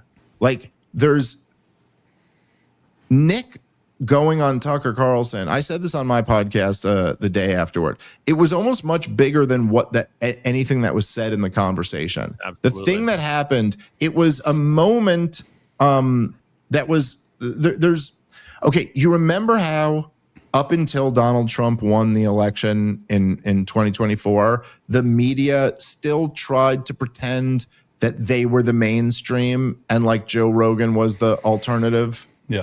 And then it was like, as soon as that election happened, it was like they all started going, we need to find our own Joe Rogan. But just like a month earlier, they would have been like the fringe Joe Rogan. But then they had to admit it. It was almost like something like, oh, you have to admit it now. Like even though it was already real, it had been real for years before that. But you just, now you have to admit it. And what they had to admit was that they don't control the conversation anymore.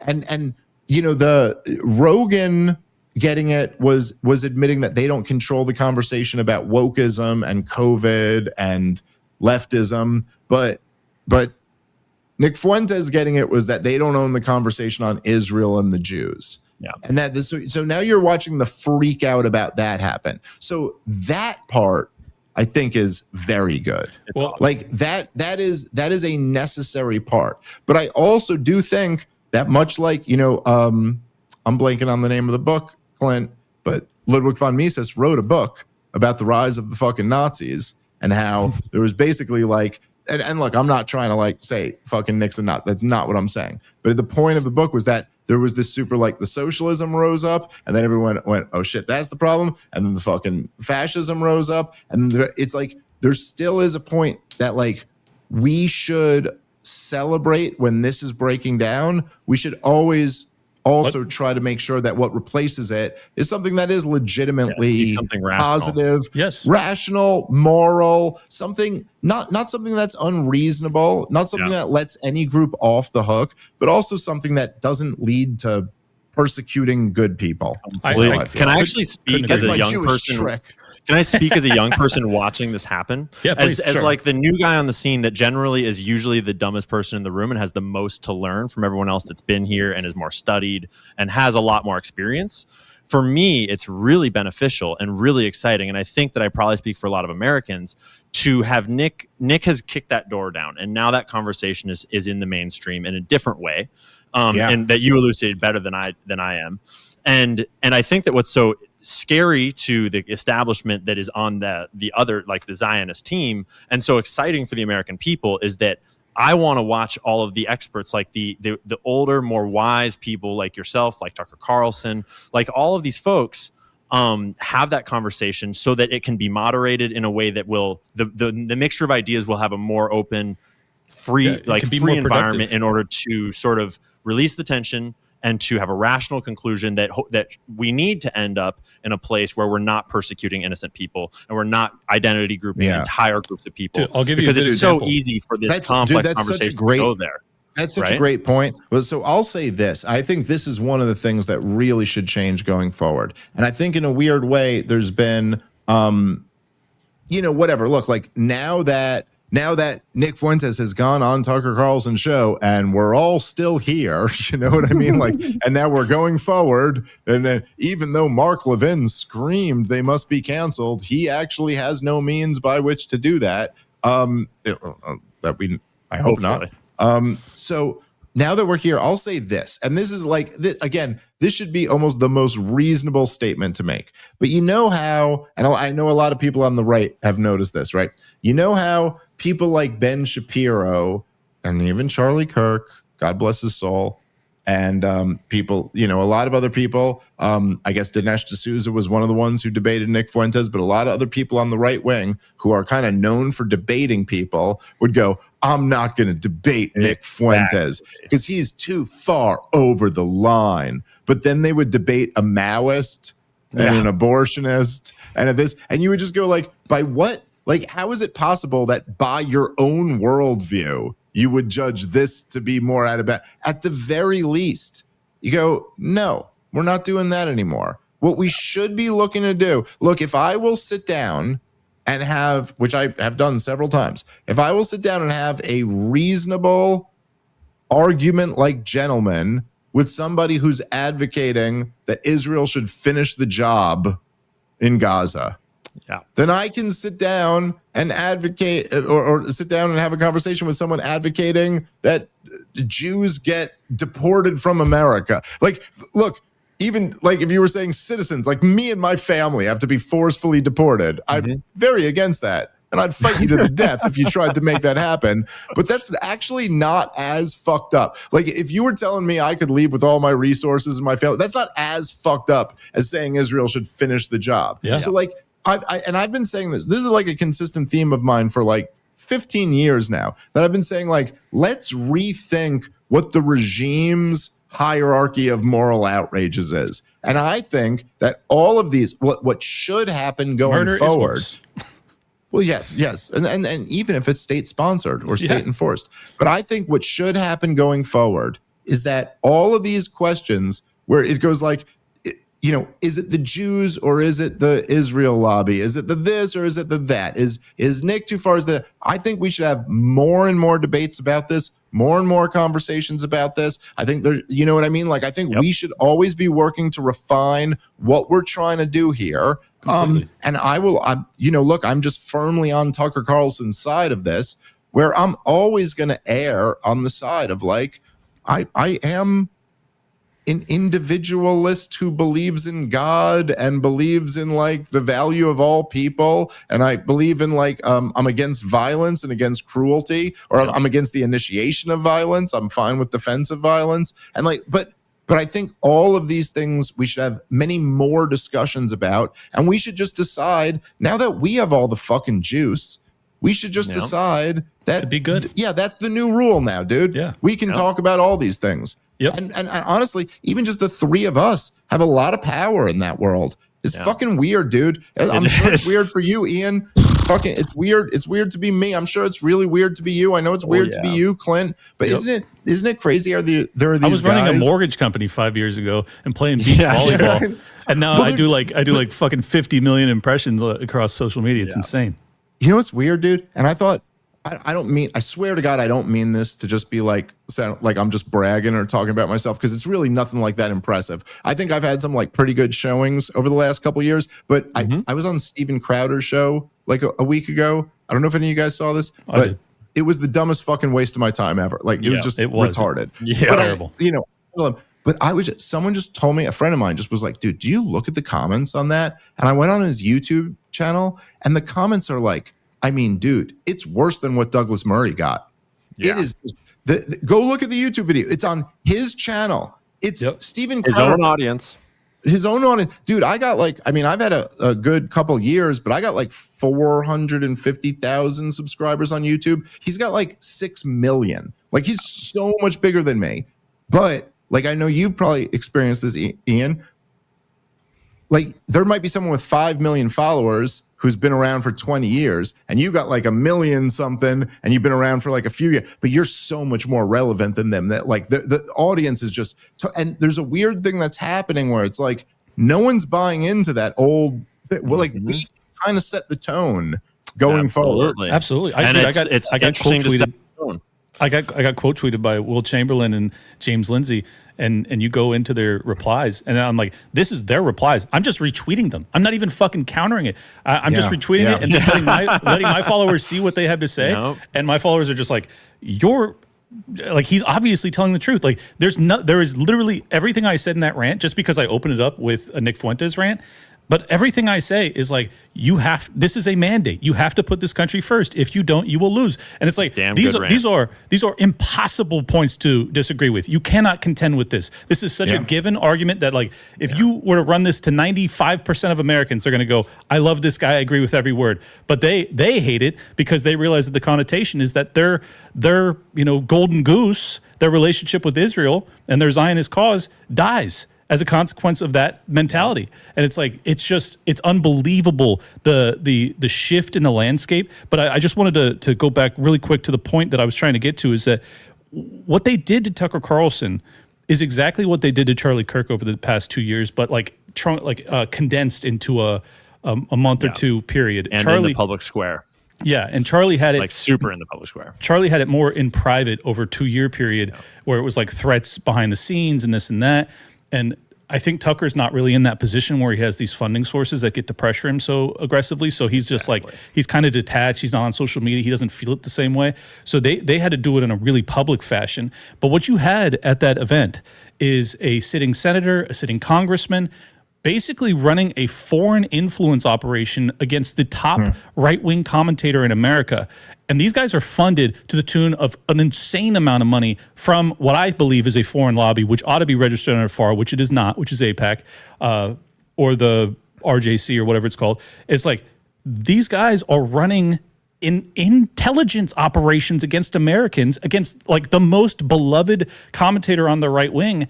And we just lost one of our top 5 beloved commentators on the right wing by assassination 6 weeks ago. And they're calling him the same things, but even more aggressively and even worse. And it's just like, I think we're winning. I'll be very clear about that.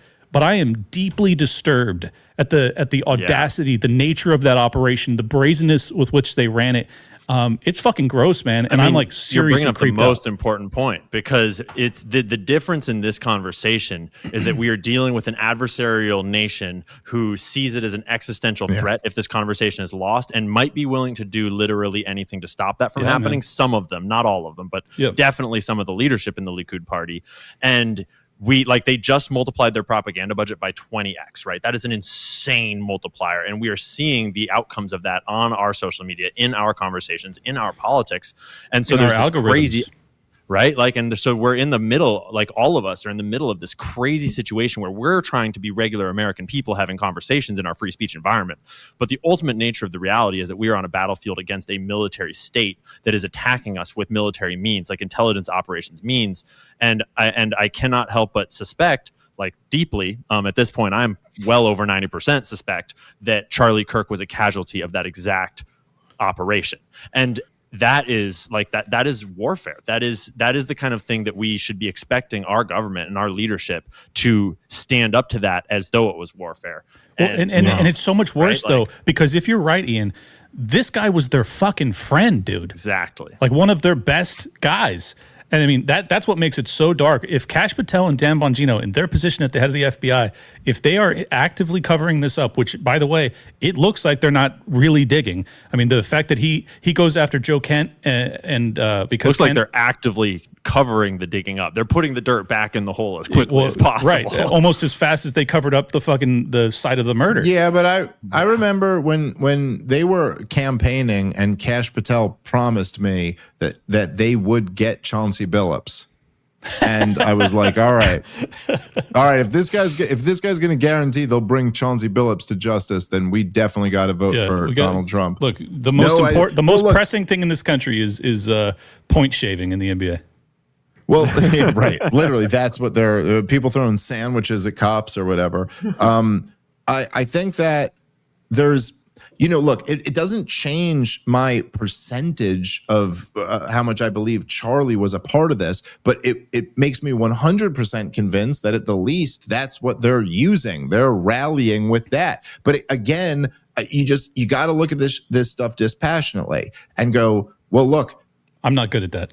Well, look, even if Israel had nothing to do with the Charlie Kirk assassination. You know, it's like in the same way that the 9/11 truthers, I'm not saying that this proves that they're wrong, but they used to always look at that document in the Project for a New American Century where they said, we'll never get our war plans done short of another Vietnam style attack or Pearl Harbor style attack. Yeah. And so you go, okay, yes, that's true that they said that, but look, even if they had nothing to do with 9/11, you could still see where all those people, when they got that attack, went, oh shit, here's the... So if you imagine Israel is just getting destroyed in this PR game, and then Charlie Kirk dies, and so then all of them try to jump on it very sloppily. Like, I'm not saying this, maybe they were a part of it, maybe they weren't a part of it, but even if they weren't, they're all jumping on this. And so now there's this moment, right? Like you said, one of our top 5, guys gets taken out.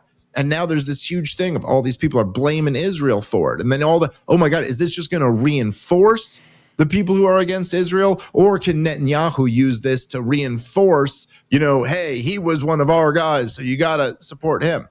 But at least what we know is happening right now is that I think, who are the top 3 right-wing fucking people in America? Tucker Carlson? I think it's Tucker, Candace, and Nick. Yep, it is. I think that's the 3. I think it's Tucker, Candace, and Nick. Maybe I'm wrong. Maybe shot. But I think that's it. That's right. And so what are they saying?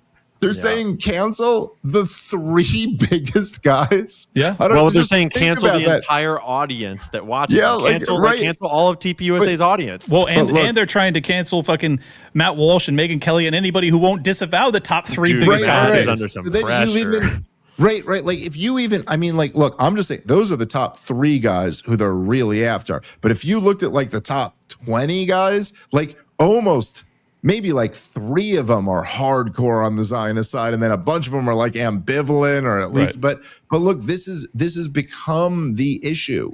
And it's a thing that people can't deny. I had like I said earlier, I had a long post about how this is the whole thing. That is like, this is the whole thing that's tearing up the GOP and tearing up the MAGA coalition. But you just, like, at a certain point, you can't kind of deny that. So they're clearly trying to, as they get more and more desperate, the language, like I said, that whole conference was like genocidal in nature. And what you didn't mention, the Josh Hammer fucking line in that article for the Daily Mail was insane, I forgot about that. Dude. They've done so much crazy shit. I can't even remember all of it.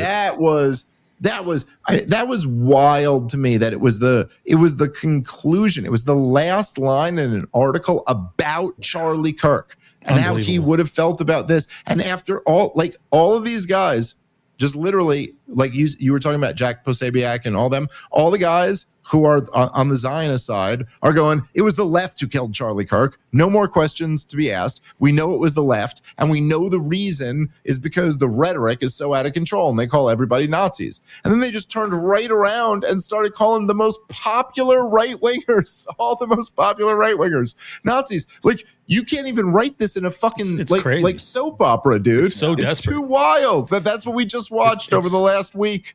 It's so unbelievably desperate, but it's also very dangerous. And look, I understand the point. It's not dangerous. It's intentionally dangerers. Look, I agree. At the very least, it's not at the very least here, right? This is where I'll go as the day walker of half fucking on your side, half not. Let me say, this is where I'll meet you. That's not just reckless. Look, man, like I know enough about this fucking business to know that for Josh Hammer to write that in an article about Charlie Kirk, he not only thought about that, his editor thought about that, the publication thought about that. They all made the decision. They are intentionally, and then with that whole, look at the rhetoric of Mark Levin and literally look at that. It would be like not just and look. Hold on. Sorry, Clint. Hold on one second. Okay. This is what I'm giving Nick Fuentes credit for. Okay, what I really gave him credit for, and this I'll fight with him forever. I don't care if he ends up hating me and the Groypers end up hating me, but I will give Nick Fuentes credit for the rest of my life for in the immediate aftermath of Charlie Kirk's death, hitting all the right tones, and just saying the right thing and going, I disavow violence. And to think about how he's been, even when he came on my show, when he came on Tucker's show, I'm not trying to say he's moderating because I don't want to like make it sound like I'm making him sound like a bitch, but he said very reasonable things when we asked him about some of these questions. And then to hear the way Mark Levin and Randy Fine and Lindsey Graham are talking about, we killed all the right people, we ran out of bombs, you're all Nazis, you're all this. Fuck that, dude. Those guys are intentionally playing with fire in the most volatile time, and they're hoping for violence to happen. But this is the point that I wanted to make is that sorry guys, I just needed to win that street cred back over Clint. Yes, go ahead. No, it's fine. It's fine. But that's the point I'm trying to make is that it's not, I don't really give a fuck what Mark Levin says. He's basically irrelevant. And I certainly don't give a fuck what Josh Hammer says. He's totally irrelevant. What I do care about is you have elected representatives, Ted Cruz, Randy Fine, Lindsey Graham, a handful of others that are coming out and they're saying the same rhetoric about basically, you know, not just Fuentes, but like by contagion effect, Tucker Carlson. And it's like, what I see happening is a legitimate foreign intelligence operation being ran domestically, not by bought and paid for commentators. That would be one thing. I'm talking about our fucking elected representatives. I feel like I say this and people don't actually process how serious what I'm saying is. This is fucking treason. Like, this is like the biggest thing you can do. And they're doing it to Tucker Carlson, basically like the jewel of the right wing's eye. It's unbelievable, the audacity with which they're functioning. And just to get to one other point, because I've been very patient and I'm letting everybody do their monologues. When you're saying just because they're covering up the Charlie Kirk case doesn't mean that they were involved. Just because they're like not digging the way that they should doesn't imply that they're, you know, not interested in justice. It just means that they're very concerned about losing the pro-Israel argument. Well, I'll tell you how you actually fucking do that. You be transparent. You give me footage of Tyler in the prone position taking that shot. They're doing everything in their power not to give me the fucking truth. They're giving me everything in their power not to give me the answers. And then when I go, hey, I think you're covering up, they go, what do you, hate Jews? And it's like, no, bitch. I think you fucking murdered a guy I knew. And I'm really upset about it. So sorry for the rant. Probably more than half of America thinks that too. Yeah, dude, it's really bad. Just be transparent, man. Like I keep repeating this over and over again. I don't want to live in a country where political assassinations happen and we don't get justice. It almost happened with Trump. No one gives a fuck. That kid got clapped and it's like, and I have no idea what actually happened there. We have no motive, in a way, communications. I mean, it's crazy, dude. Well, in a way, isn't that the craziest thing, right? That like this happened to Trump and there was something, I know I felt this, I'm sure you guys did too, but wasn't there like a thing almost like when Charlie got killed that like you were like, oh yeah, you almost realized how real what happened to Trump was? Because there is something about it, like when it happens to Trump and he just catches it in the ear and then it's like a funny meme almost in a way, like, oh, he stood up and he was like, fuck yeah, oh, wasn't that so badass? But then you see like the difference between getting nicked in the fucking ear and getting nicked in the jugular and fucking wow, that you know, and very differently. Yeah, man. I mean, I think, you know, again, man, and I gotta say, I think Trump took that message to heart. The fucking thing that's like, even as we were talking about before, like, you know, when we were saying like there's not the government, there's not even the deep state, there's not even the CIA, there's not, you know, there's like all these different groups, and probably we'll never get to the bottom of exactly who's who and who's what. So we got to put them into like things that we can understand. But the truth is that there's a whole bunch of our deep state, the deep state of the United States of America and the deep state of Israel are deeply intertwined. Absolutely. You know, and they're no doubt about that. I mean, I think it's Alex Jones's Globalists is essentially that, just with a more ambiguous name. Yes, although, but he just never hit the nail on the head. You know, that's my beef with Alex Jones. It's not even like it's that he always through the time when it mattered the most, what he always led people to believe was that the real action was in the EU and the fucking Bilderberg group and the Council on Foreign Relations, when actually, and there was action there, but the real action was the clean break. And he just never really jumped on that and got that. But now I think he's better on it, whatever. But the thing is that everything is so intertwined that it's essentially, because even all those guys, like most of the clean breakers, were also with the NATO expansionist shit, and also, there's like all these different factors, but that group they're jumping on this right now, and they're really, look, we're running a brand new experiment where there's the propaganda apparatus is broken, and they're still trying to govern in the same way, and we really don't know exactly how this game works. And so right now, it is scary in a way, but it also it feels like these like dying gasps. Yes, it does. Like there's something about like when you see Mark Levin going, you don't think we'll cancel you? We canceled Pat Buchanan. We to canceled all 30 of his viewers. Well, and you're just sitting there. He said to me on Twitter, I'll never have Dave on when I challenge him to debate me, and I go, fuck you, faggot. I don't care whether you have me on. It'd be the largest audience he's had in 5 years. Now look. Because you ratio someone on Twitter, that doesn't prove everything, but it does seem to show, because the Steven Crowder's comments all being with me doesn't say everything or whatever, but all these things, like it does seem to point in a direction where you're like, I know you're saying that, but I don't actually think that Mark Levin has some kill switch and is going to be able to have all of us, taken out. I don't think he's going to be able to get Elon Musk or even Facebook or whoever to start censoring again. It's like they're desperate, and I actually think they're at least losing the conversation. Well, I'll say hopefully I'm right about. No, I think you are right. So. I think you're right, but I don't think Mark Levin has a kill switch. I think Larry Ellison does.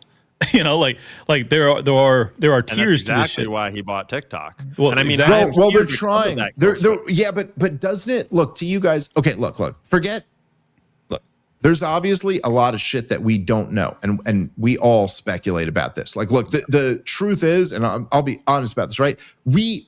Even everything the three of us know, we don't completely understand how the fuck Israel has so much goddamn control over this country. Like, what is it? Is it just the blackmail? Because come on, motherfucker. And even the blackmail. Deeper than that. Yes, I swear to God, I think it must be some type of spiritual force. Because, like, there's something about the fact that you have your leaders like go over and kiss their wall and wearing like tell you that the Tammy Bruce line, we're the greatest country ever. I mean, besides Israel. Like it's just these things that are like so bizarre, and we don't even completely understand exactly why everybody falls in line in the way that they do. Yeah, like this, right? Like what is the perfect example, right? Of what happened, bro? Like I can't even imagine blackmail. And Dan Bongino with his, he went from being like pounding the he was basically like a Nick Fuentes character, and now he's like docile as a dove, dude. He's so fucking scared out of his mind. It's unbelievable. Well, okay, so look, but at the same time, it's not exactly like.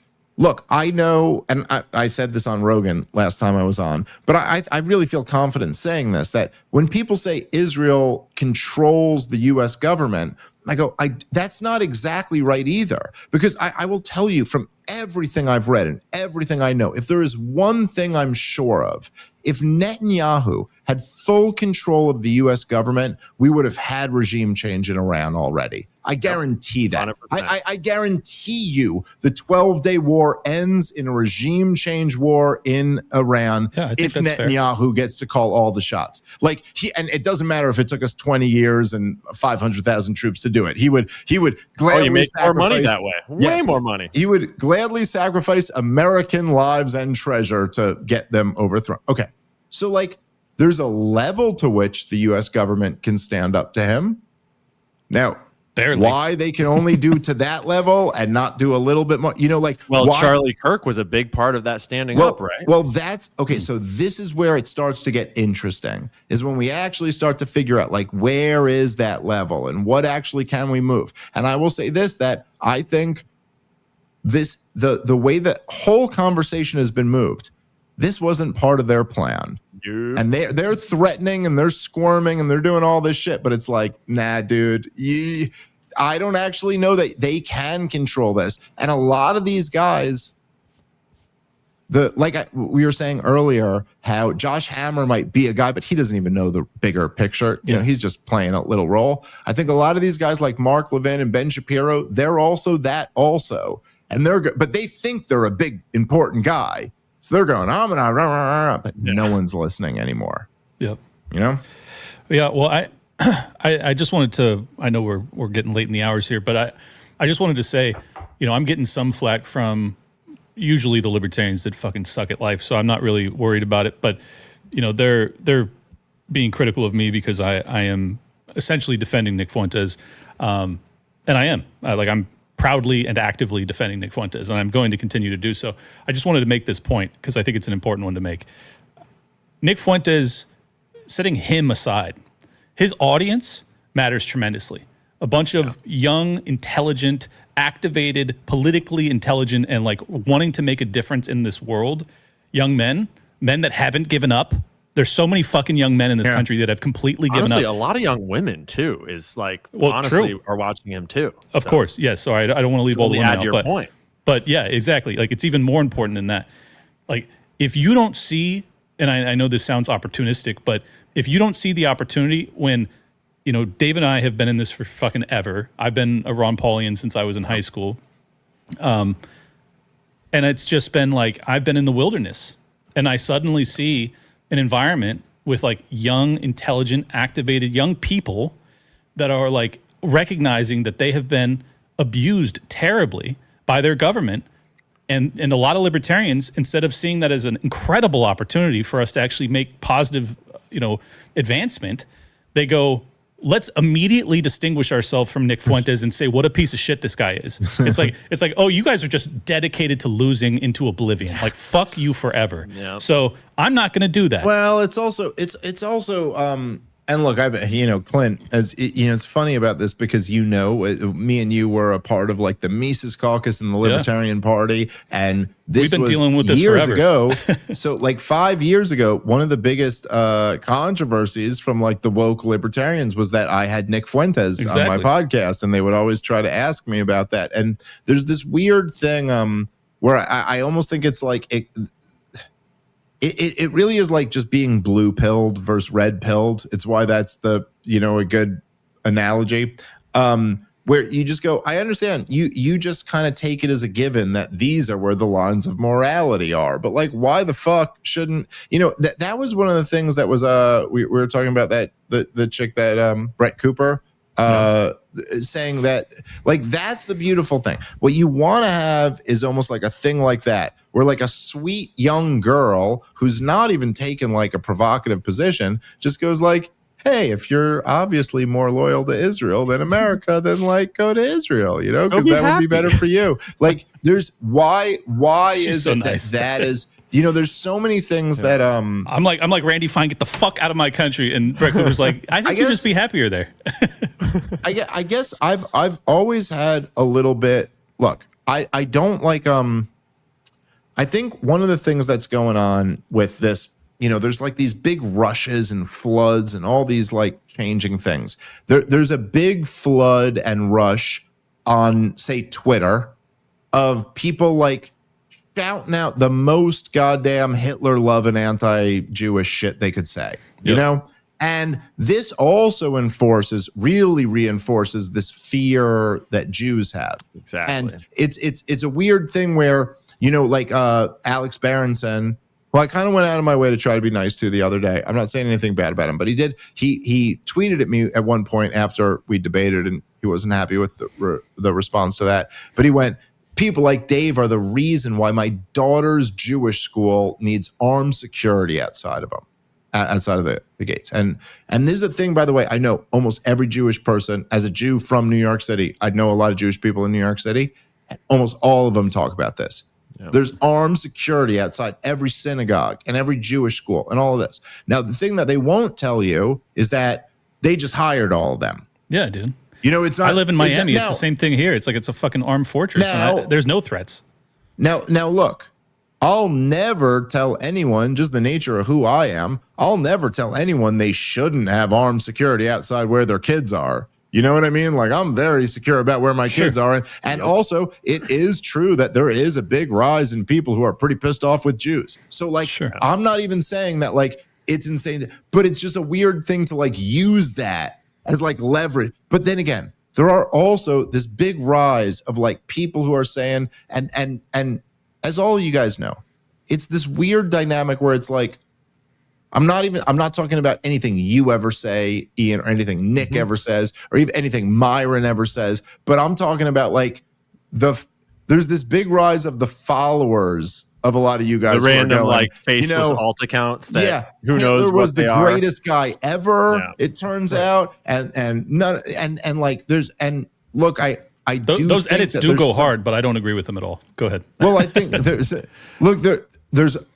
a lot of humor mixed up in that too. But also, like, look, I don't think I just think it's wrong and kind of immature and kind of stupid. And I just don't like, actually, Hitler was really bad. Even, like, they're fucking like, read your best Holocaust denier, which I don't even know what that means. David Irving isn't even a Holocaust denier. He wrote the fucking book on Goebbels' diaries that show what a monster that guy is. Like, it's like, you are weirdly celebrating this brutal regime, which even I don't even give a shit how many Jews you think were killed, which were quite a lot. But forget what you think about that. It was like the most fucked up, brutal regime. It's actually, as Daryl Cooper, who everyone tries to paint as the fucking, the Nazi sympathizer, as he would put it, it was a fucking paranoid, schizophrenic meth head who had a fucking entire nation hostage and just started fucking slaughtering people,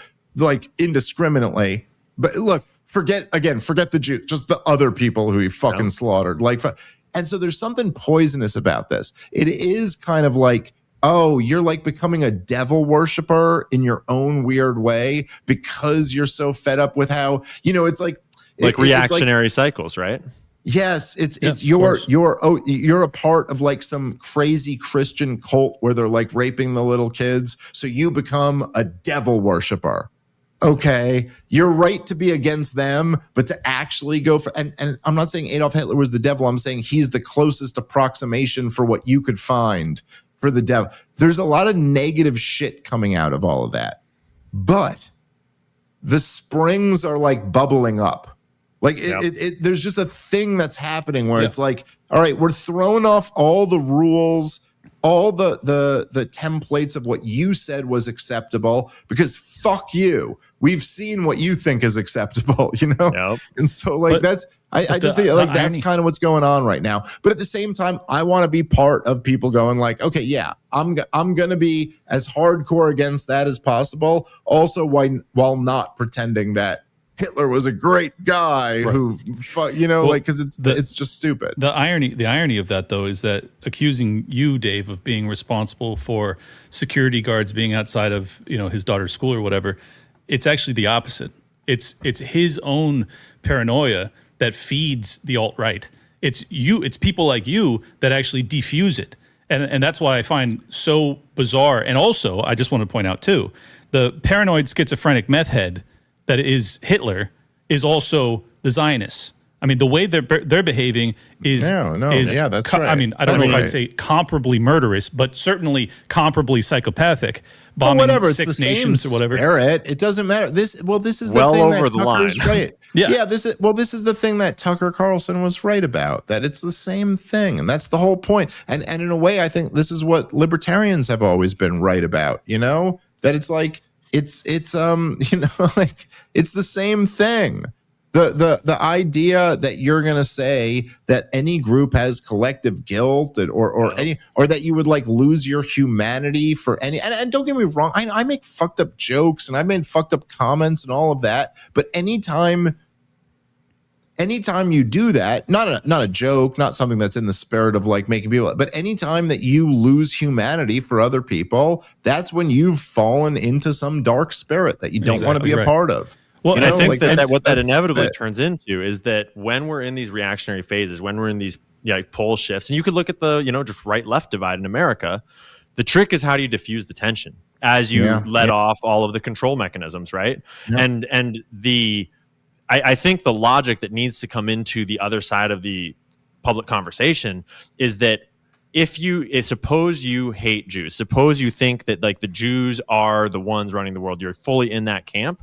If you think logically about it and you take that worldview, if you give them an excuse to start this cycle over again, there's another Holocaust, we have to be fearful again, you're just continuing the cycle of giving Jews every reason to legitimately believe that everyone's going to come for them. And it's the entire justification for killing all of these kids, exactly. Which creates the hatred, which then actually jeopardizes them. It's like this incredibly vicious cycle that no matter how, because of being a straight white guy, like I can't say it without being accused of, because I look like Edward Norton in American History X. I'm definitely not the one to say it, which is why I like it when Dave says it, because it's like, all right, maybe it'll fucking actually make an impact. Dave and Tucker said it perfectly on Tucker's show just a couple days ago, where you guys talked about the very legitimate fears of Jews that need to be taken seriously, even if you don't agree with the perspective of those fears. Like that's the thing, is that just because you think you're right, just because I think I'm right, that doesn't mean that the other person's emotional response to their perception of reality isn't legitimate and isn't going to have them acting from that perspective in the future.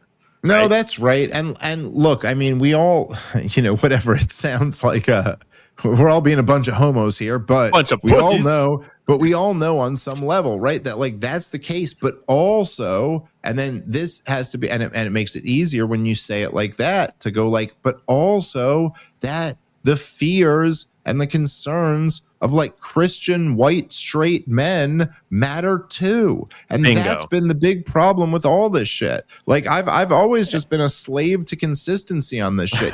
Clint, me and you, we used to talk about this years ago, where the Libertarian Party, this is how so we came in, we were doing our little thing in the Libertarian Party for a little bit. And it was kind of like, as me and Clint were really getting our like, our name up and growing and stuff, but we were also, it wasn't like we were also just doing podcasts talking about this shit, but then we were a part of this Mises Caucus project. Mm-hmm. And I used to say, like, a lot of these libertarians, and some of them were like, we came out of kind of like the paleo libertarian, Ron Paul, Pat Buchanan, like that kind of school, Lou Rockwell style, and they came out of kind of like, a lot of this more left-wing libertarian stuff. And they would go, hey, we're against racism because that's collectivism, and we find it repugnant and outrageous to believe in bigotry or whatever. And we'd be like, yeah, okay, cool.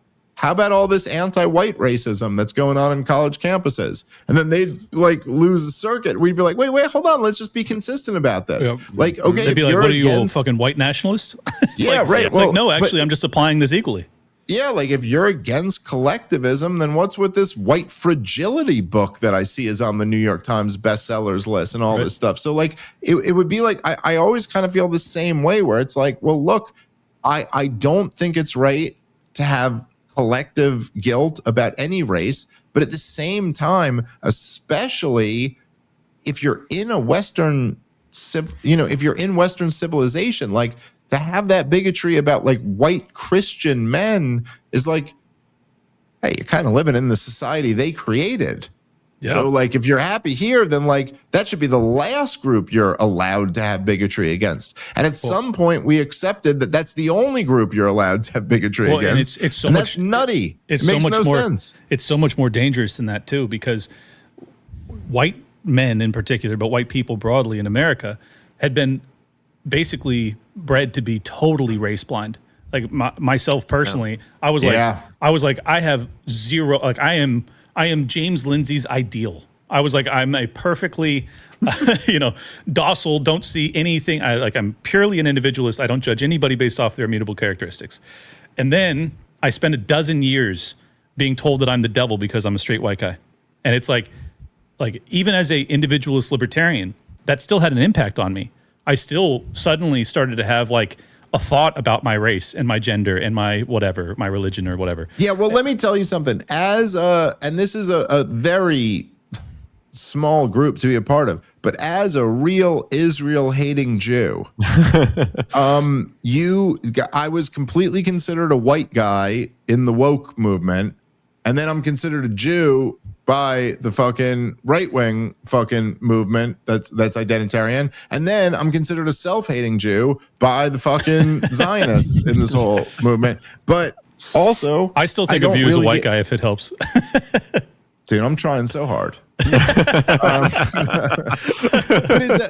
again, like, look, all of this, again, like, and this is where I think there's not nothing to race. There's not nothing to all of this. Like, there is something to it. It's not a complete coincidence that Europe is the way Europe is, and Africa is the way Africa is, and Asia is the way Asia is. Like, we are different, and there's nothing wrong with like acknowledging that. But also, we have to figure out what we're doing now going forward. Yep. You know, and that's the big question here. Because what's the ideal? Well, I tried to get at this when I had Nick on my podcast, and it's kind of interesting. And in a way also, you know, like when I was saying we should keep the lines of communication open, I think there would be something really interesting about like a follow-up podcast with me and Nick, or a follow-up podcast with Tucker and Nick, because there was something about like the first one. Because, you know, me and Nick, he had been talking shit about me. And then with him and Tucker, like they had both been talking crazy shit. So there was this thing where it was like, hey, how's this going to go? No one exactly trusts the other one. And we should get into some of this stuff more. But one of the things I tried to get into, and I felt like he didn't really want to argue. And I get that. He was also on my turf and on Tucker's turf. But like, I was like, well, hey, look, we can't go back to 1965 and undo the fucking Immigration Act, right? So what do we do now? Because that was the thing that I always thought was missing from like the alt-right, you know, prescription. Like, well, okay, you want a white ethno state. Okay, but what? Yeah, how? Till then. And so in a way, you know, you go like, well, okay, well, we're going to have to find a way that we can all relate to each other, and that we can all find like kind of and it seems to me that this is where I think libertarianism is kind of the only way forward. I mean, even if like once we get past all these legitimate criticisms of Israel, and even all the legitimate criticisms of Jewish identity that connects you to supporting Israel, or all the legitimate criticisms of black crime or black identity or Latino identity or white identity, okay, but what next? Right. And this is where I think libertarians ultimately have the answer. You know, what are we going to do? Is it really going to be, you could say me and Clint, I don't really know enough about your actual politics, Ian, but me and Clint have probably both talked about like anarcho-capitalism and a world where there's like almost no government and okay, that's probably never going to happen. Nick Fuentes, what we talking about, Catholic theocracy? You think that's going to happen in the United States of America? Yeah, you're not even the Christian majority. You're the tiny Christian minority. What if even if there was going to be a Christian theocracy, it would be a Christian Zionist theocracy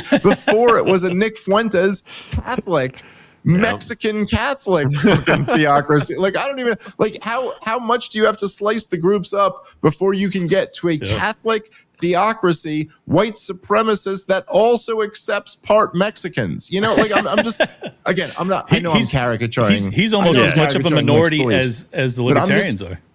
But I'm just saying, like, so how now at a certain point, trolling the fucking libtards is awesome.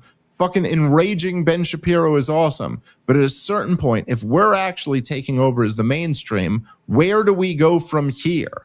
And I would Constitution, right? Well, I would humbly submit that the only way to go forward is that we respect the rights of other people as individuals. And whoa, slow down, Dave. That is whoa, dude. Well, you've been reading Mein Kampf or what? Well, I would say that, look, the Declaration of Independence and the Bill of Rights of the Constitution is not perfect, but man, is it really, really good. Yep. It's still really, really good today. Yep. And that we would just go, and then in a cultural sense, we would just go, hey, why don't we just, seeing as how the Civil Rights Act wasn't 10 years ago or 20 years ago, it was 60 years ago, then seeing as how Jews are 2% of the population and are like one of the most successful groups, and seeing as how all this shit, how about we just culturally say the rules are we're all equals and no group is precious, no group is less than any other group. Yeah. We can all question and make fun. If Ben Shapiro can go, blacks are 13% of the population and 50 something percent of the criminals, then someone else can go, Jews are 2% of the population and 80% of the mainstream media pundits or owners or whatever. And we could all just go, all right, let's talk about that. Yep. And hopefully make some jokes about it and laugh about it and just be people about it, right? That would be great. Not take it so I think that's damn seriously. It's not the best way to go forward. It's the only way. The only way to go forward. Bingo. The only way to go forward is to go, we're going to deal with each other as individuals, as equals, as people. And that will not be satisfying to so many people. That will not be satisfying to the hardcore right-wingers who are like, no, fuck that shit. Dave's a subversive Jew who's just trying to convince you to not hate Jews. That will not be satisfactory to the Zionists who go, no, Tucker Carlson's Hitler. That's Nor fine. the left, like the left will lose it. Everyone getting handouts might lose it. But all I'm saying is that is the hill that I'll die on. Yep. That's what I'm for. with you. And I would argue that a lot of America's in that same kind of middle, even though it seems different on Twitter. Oh yeah, for sure. I agree. I think half the people on Twitter saying the worst shit would actually agree with that. I think almost saying the worst shit because they want to get back at the other guy saying the worst shit. Yeah. Yep. Yeah. And there's a lot of resentment and hatred that's been built up, particularly by young white men who have been abused. And it's like, so now we're going to ask the young white men who have been abused for their entire childhood, essentially, to now be the bigger person and forgive the slights and go back to an individualist mindset. And that's not an easy ask. So this is actually the one part where, like, normally I like having Dave be the messenger for us, especially when it comes to anti-Zionist messaging, because it coming from a Jewish person is much easier. Well, I'll tell you what, Dave, this is a time where Clint Russell actually serves a role. Having me push back against Nick Fuentes, being a straight white man, may be more productive than you pushing back against Nick Fuentes. There you go. So I just want to once again offer Nick Fuentes that opportunity. If you would like to have a conversation with me, I know I'm too small time, but maybe after this conversation with these two juggernauts, it may change. Be an interesting conversation. Yeah, it would be a really interesting conversation, and I think that. I recommend it, Nick, if you're listening. Yeah, I'm an honest actor who's genuinely interested in putting this country first, Americans first, sincerely. It's my passion. It's all I care about. I could be making a lot more money doing a lot of other things, and I'm not, because I love this, and I'm serious about it. So, and I think Nick is too. I know these two guys are. A handful of others in this world are for real, legitimate actors, and everybody else is fucking bought and compromised, and they're all pieces of fucking shit. So, sorry, I'm just telling the truth. I hope that happens. We'll see. Yeah.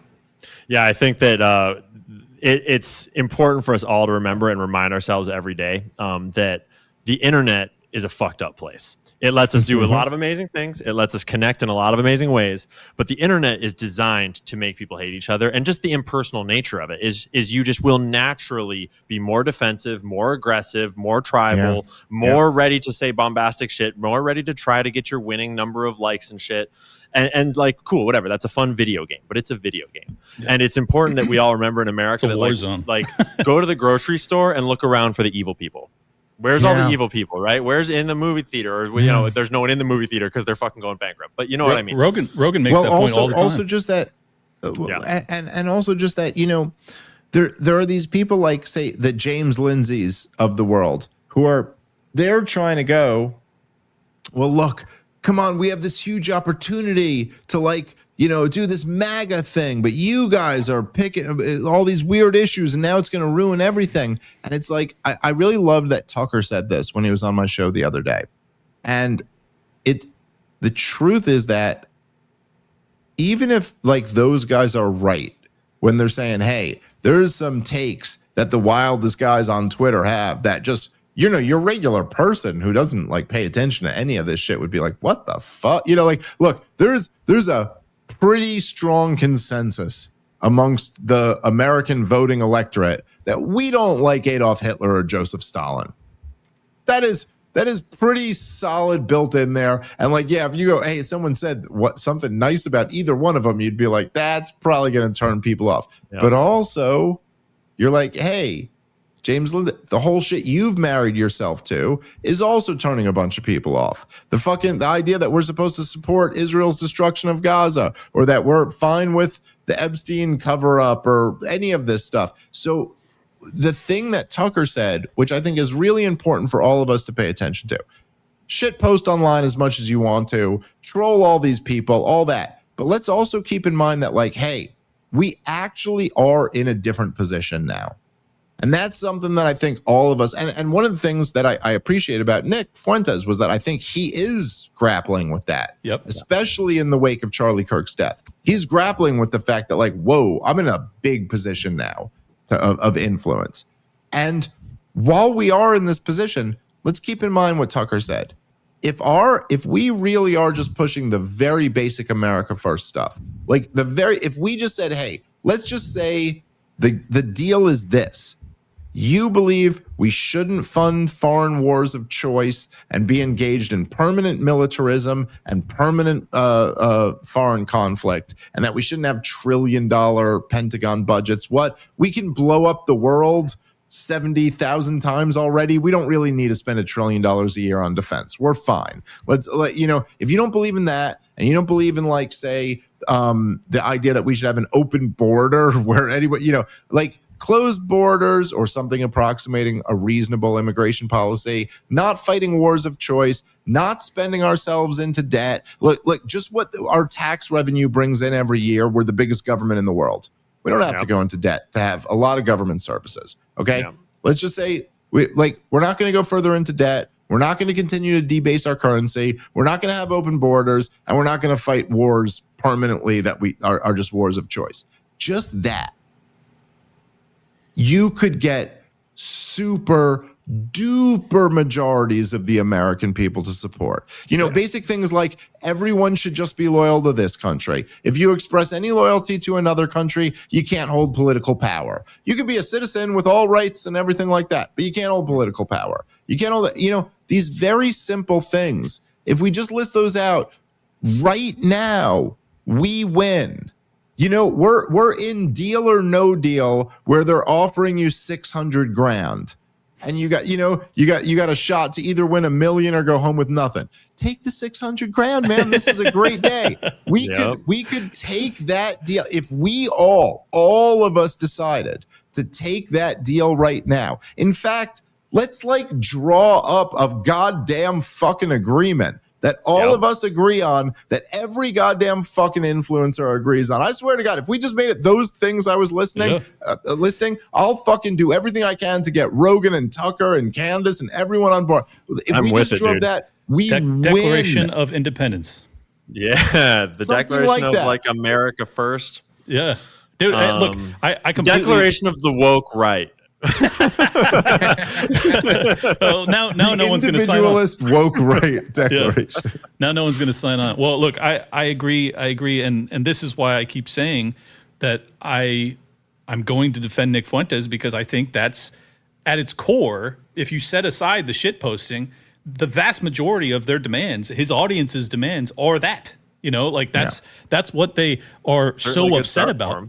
Yeah, and it's a good start. Yeah, I'm sure there's going to be disagreements. And for the record, I'm not trying to fucking get Fuentes' audience. I think they're going to hate me as soon as they realize I'm a libertarian and I don't believe in throwing people in prison for the rest of their lives for drug use. They're going to think I'm a total queer. So that's fine. I'm not trying to trick them or anything like that. Right, you are a Jewish subversive. That's right, exactly. They will figure it out eventually. But I'm just saying, I see in them so many similarities. The same way I defend MTG. I don't like a lot of her economics and some of her other policies I don't really agree with at all. But I see in her a sincere fighter for the America First cause.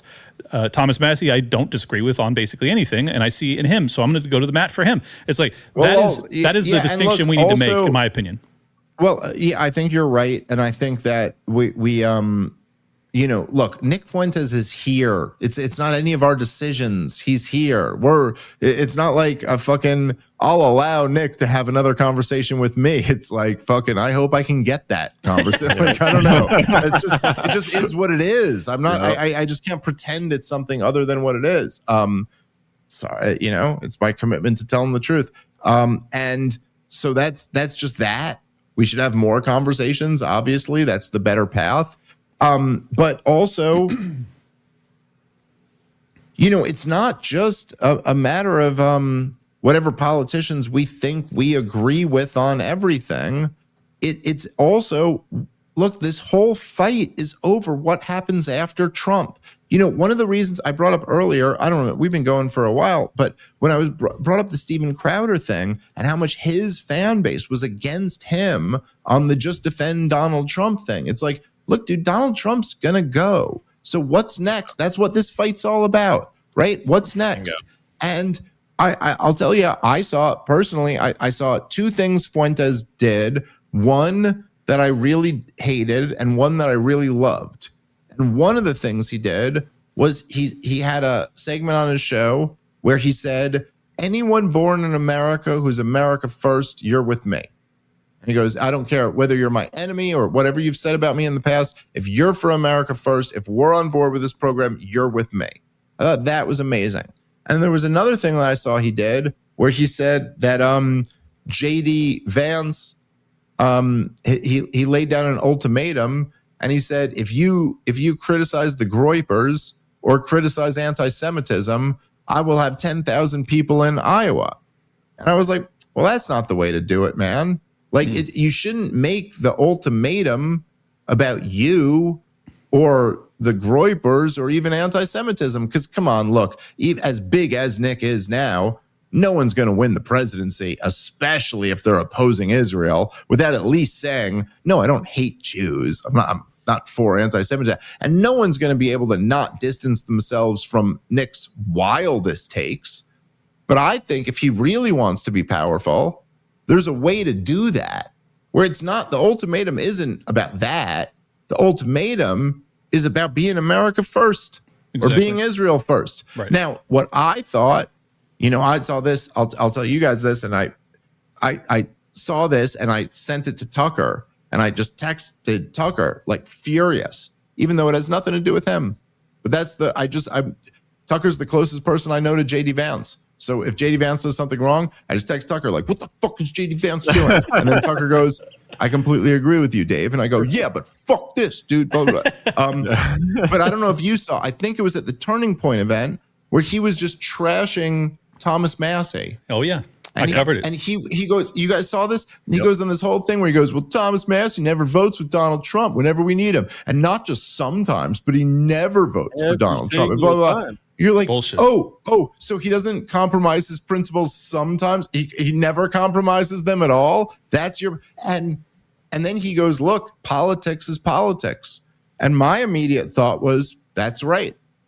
Politics is politics. And when I go on every goddamn big show in this country and tell people not to vote for you, I guess that'll be politics, motherfucker. Bingo. Right? Like there has to be a line that we set here where we go, look, the big battle is coming up in 2028. And now Nick could move that needle almost unlike anybody else could right now. And it's up to him to decide what that is going to be. But I certainly say it should be something. It should be something where we go, look, whoever we're going to get behind, you will get this entire army. And it would be great if we could all be together, that you get fucking all of our army, Nick's army, Candace, Tucker, Rogan, Theo Vaughn, Andrew Schultz, like all these people's armies. If you only just agree to this most reasonable of requests, which is that we govern our government on what's best on the behalf of the American people, that it's not about this foreign country that fucking or any of them to be, because it's not just one. There's one in particular, but any of them, right? So for a start, right? We'll get to the corporations and the bank. We'll get to all of that next. There's a lot of things to get to, but if we could just set like a few reasonable things. So anyway, I'm not even saying that's like what the final plan should look like, but we should all start thinking about that. What can we do with this new opportunity that we have? Honestly, Dave, that's the kind of leadership we need in this country. Is people like in your position that have the experience and the acumen saying that kind of thing to get the conversation going. Because now that the Overton window is open, now the conversation is had, and we got a couple of years to figure it out. And you're exactly right that that collectively the audiences of all these people having these conversations is like the vast majority of America. It is, but I will say, we control the dialogue, like the real like cutting edge of the conversation is like that's what our whole world is all about. That's really where we run shit at this point. But we do not have institutional power. We've got basically none. And Donald Trump appears to be completely compromised. JD Vance is still unknown. I mean, if you're being nice, he's unknown. We don't know for sure. So my concern over the next 2 years, aside from everything else, World War III and fucking economic meltdown, and I've got so many fucking concerns, and more political assassinations. I have so many concerns. But my biggest concern, aside from all that, is can we actually legitimately take the power that we have in terms of the conversation that's being had on the cutting edge and actually fucking save this country? And if we can't, well, at least we tried. But if we are just in this to build our names, our audience, our likes, our clicks, whatever, I think we will ultimately end up devouring ourselves and not accomplish anything. And I hope, and I see in Nick a sincerity that makes me think perhaps he is seriously committed to creating a better country.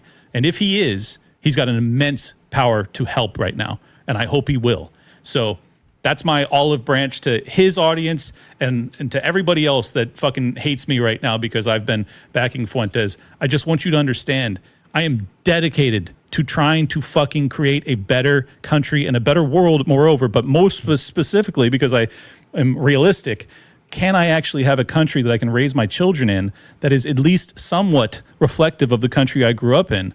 And at this junction, the answer is fuck no. I'm out of my mind to even think that I can, but we do have the capacity to change things. And especially you, Dave, I mean, given the connections you've got, all these people, I mean, this is the entire internet, essentially. like all the conversations that matter, you've been a part of. And I have a lot of hope, but I think it's going to require us to all grow up a little bit. And I'm not talking down to anybody. I'm just saying like we need to recognize we're not just upstarts. I am more of an upstart than you guys are, but like we're not just upstarts. Like we have power. And look, and the growing up thing isn't just for Fuentes. Believe me, that's for me too. And I'm fucking 42 and I got a wife and kids and shit. But I gotta, it's that's one of the things that's pretty funny. It's like I don't know if you saw a lot of people, which I think is so great. One of the really interesting dynamics of the last week. I'm sure both of you guys have seen this, but so they had this literally genocide 2025 conference where all of them are calling for fucking genocide and then going, I'm so outraged about these guys. And then it was like, it's not like we've been doing this for a while now, but it was almost like such low hanging fruit. You're like, I think we'll just go on the offensive here and go, you should be canceled. That's horrible, and so you just almost see this dynamic where you're like, wait, no, you're fucked up. But even in all of that, the point is that everybody should fucking grow up. It's not, and like I felt this way when I had that debate with Alex Berenson. I'm like embarrassed about that, even though it was funny though. It was fun, but like there is a certain point where you go like, look, man, we do have to figure this out, and we do have to recognize that like we should all be a little bit better. I know, I just know this is a person all the time. I know this this is like part of my life. Like that I'll be out with my wife and kids somewhere and someone will say something and I'll be kind of pissed off and my wife will be like, come on, can we? And I'll go, yes, okay. All right, let me let it go and move on. Like that's life. We should all try to be a little bit better every day. And we all, in our own worlds probably are trying to do that. But yeah, look, there is something when you're leading an insurgency, it is a different thing than when you take over the capital city. Right. Yep. And we are in a position where we've, at least in some metaphorical dimension, we've kind of done that. Yep. This is not a joke. This is a real thing. This is like the United States of America's core of media influence. And all of us are actually very involved in that world. And that is something that is a tremendous, it's it's amazing and it's a great opportunity, but there is a responsibility that comes with that. And all of us should think about that, myself as much as anybody else. Yep. Yeah. I completely 100%. agree. Well, I love you guys. I really appreciate all the efforts that you guys are putting in. I think between the three of us, we make one hell of a cogent conspiratorial argument about about a lot of crazy shit in the world. So that's why I really appreciate the opportunity to have this conversation with you guys. I mean, I'm going to drop your links down below, but if you guys want to do any plugs, please feel free. My name's Ian Carroll, and you can follow me on YouTube at Ian Carroll Show. Real honor to be here with both of you guys. For real. Sure, man. Appreciate it. I really enjoyed this. I'm sorry if I talked for too much of the time, but I really enjoyed this, guys. Let's do it again with all three of us. Yeah, dude. And next time, Fuentes, you're welcome to join us and fucking break the internet. I think this is already going to break the internet. So if he decides it's necessary to get in the fray with us, I think it's going to go fucking super ballistic. But defend our country, our culture, our community, whatever you want to call it, Constitution.